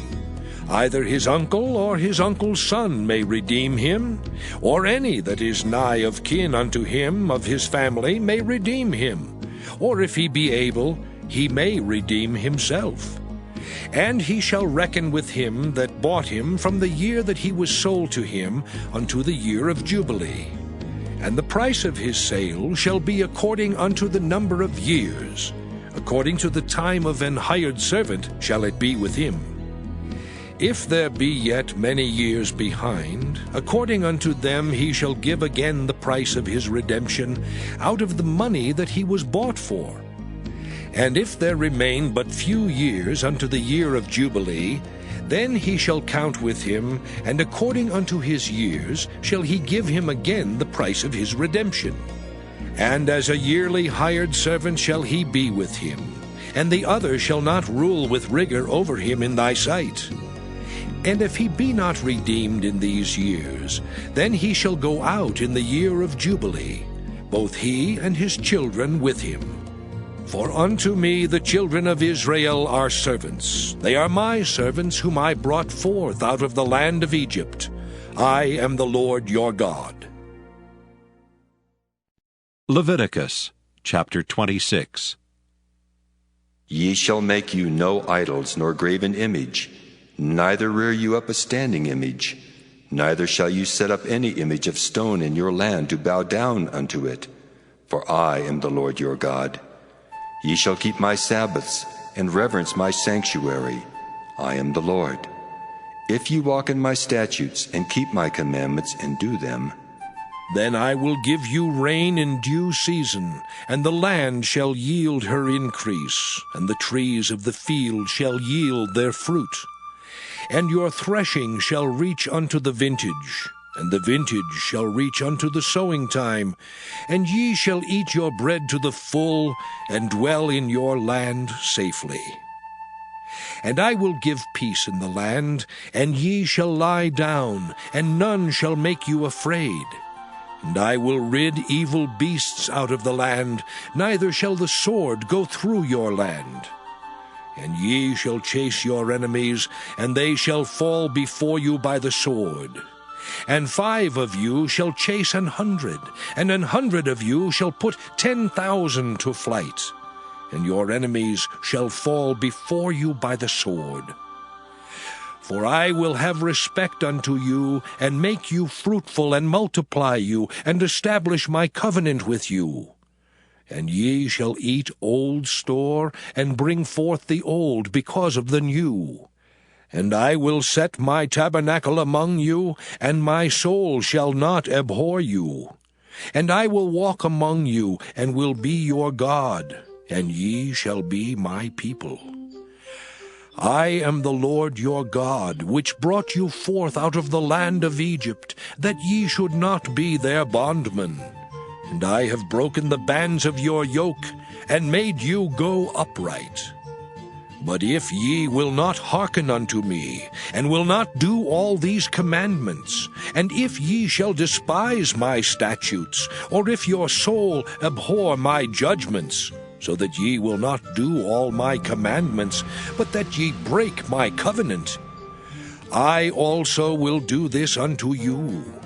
I will even appoint over you terror, consumption, and the burning ague that shall consume the eyes and cause sorrow of heart. And ye shall sow your seed in vain, for your enemies shall eat it. And I will set my face against you, and ye shall be slain before your enemies. They that hate you shall reign over you, and ye shall flee when none pursueth you. And if ye will not yet for all this hearken unto me, then I will punish you 7 times more for your sins. And I will break the pride of your power, and I will make your heaven as iron, and your earth as brass. And your strength shall be spent in vain, for your land shall not yield her increase, neither shall the trees of the land yield their fruits. And if ye walk contrary unto me, and will not hearken unto me, I will bring 7 times more plagues upon you according to your sins. I will also send wild beasts among you, which shall rob you of your children, and destroy your cattle, and make you few in number, and your high ways shall be desolate. And if ye will not be reformed by me by these things, but will walk contrary unto me, then will I also walk contrary unto you, and will punish you yet 7 times for your sins. And I will bring a sword upon you, that shall avenge the quarrel of my covenant, And when ye are gathered together within your cities, I will send the pestilence among you, and ye shall be delivered into the hand of the enemy. And when I have broken the staff of your bread, 10 women shall bake your bread in one oven, and they shall deliver you your bread again by weight. And ye shall eat, and not be satisfied. And if ye will not for all this hearken unto me, but walk contrary unto me, then I will walk contrary unto you also in fury. And I, even I, will chastise you 7 times for your sins. And ye shall eat the flesh of your sons, and the flesh of your daughters shall ye eat. And I will destroy your high places, and cut down your images, and cast your carcasses upon the carcasses of your idols, and my soul shall abhor you. And I will make your cities waste, and bring your sanctuaries unto desolation. And I will not smell the savor of your sweet odors. And I will bring the land into desolation, and your enemies which dwell therein shall be astonished at it. And I will scatter you among the heathen, and will draw out a sword after you, and your land shall be desolate, and your cities waste. Then shall the land enjoy her Sabbaths, as long as it lieth desolate, and ye be in your enemy's land, even then shall the land rest, and enjoy her Sabbaths. As long as it lieth desolate, it shall rest, because it did not rest in your Sabbaths, when ye dwelt upon it. And upon them that are left alive of you, I will send a faintness into their hearts in the lands of their enemies. And the sound of a shaken leaf shall chase them, and they shall flee as fleeing from a sword, and they shall fall when none pursueth. And they shall fall one upon another, as it were before a sword, when none pursueth. And ye shall have no power to stand before your enemies. And ye shall perish among the heathen, and the land of your enemies shall eat you up. And they that are left of you shall pine away in their iniquity in your enemies' lands, and also in the iniquities of their fathers shall they pine away with them. If they shall confess their iniquity, and the iniquity of their fathers, with their trespass which they trespassed against me, and that also they have walked contrary unto me, and that I also have walked contrary unto them, and have brought them into the land of their enemies, if then their uncircumcised hearts be humbled, and they then accept of the punishment of their iniquity, then will I remember my covenant with Jacob, and also my covenant with Isaac, and also my covenant with Abraham will I remember. And I will remember the land. The land also shall be left of them, and shall enjoy her Sabbaths, while she lieth desolate without them. And they shall accept of the punishment of their iniquity, even because they despised my judgments, and because their soul abhorred my statutes.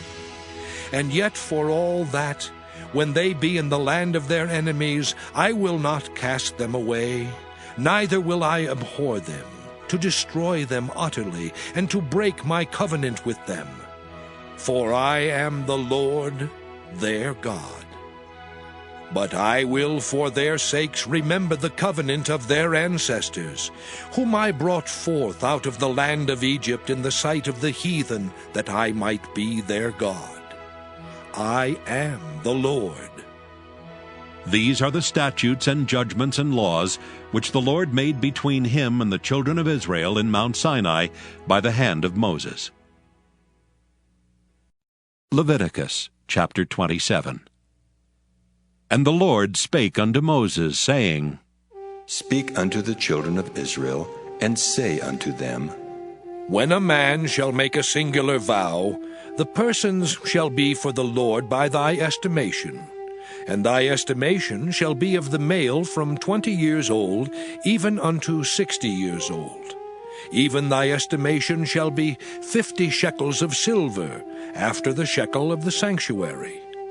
And if it be a female, then thy estimation shall be 30 shekels. And if it be from 5 years old even unto 20 years old, then thy estimation shall be of the male 20 shekels, and for the female 10 shekels. And if it be from a month old even unto 5 years old, then thy estimation shall be of the male 5 shekels of silver, and for the female thy estimation shall be 3 shekels of silver. And if it be from 60 years old and above, if it be a male, then thy estimation shall be 15 shekels, and for the female 10 shekels.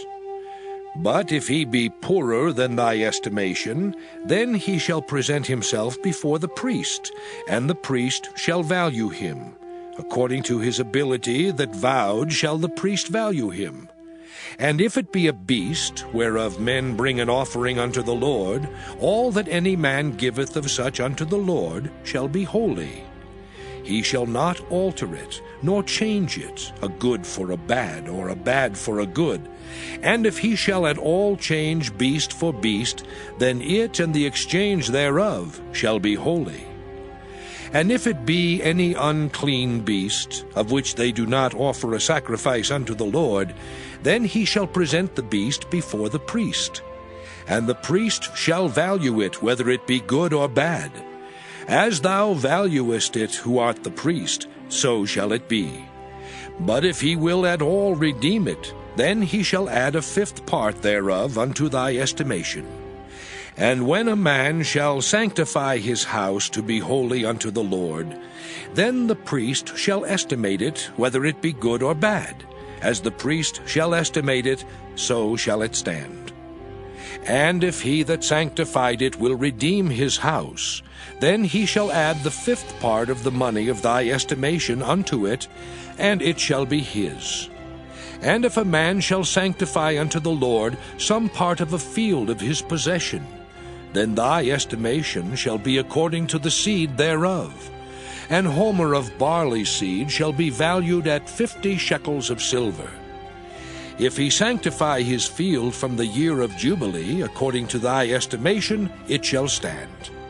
But if he sanctify his field after the Jubilee, then the priest shall reckon unto him the money according to the years that remain, even unto the year of the Jubilee, and it shall be abated from thy estimation.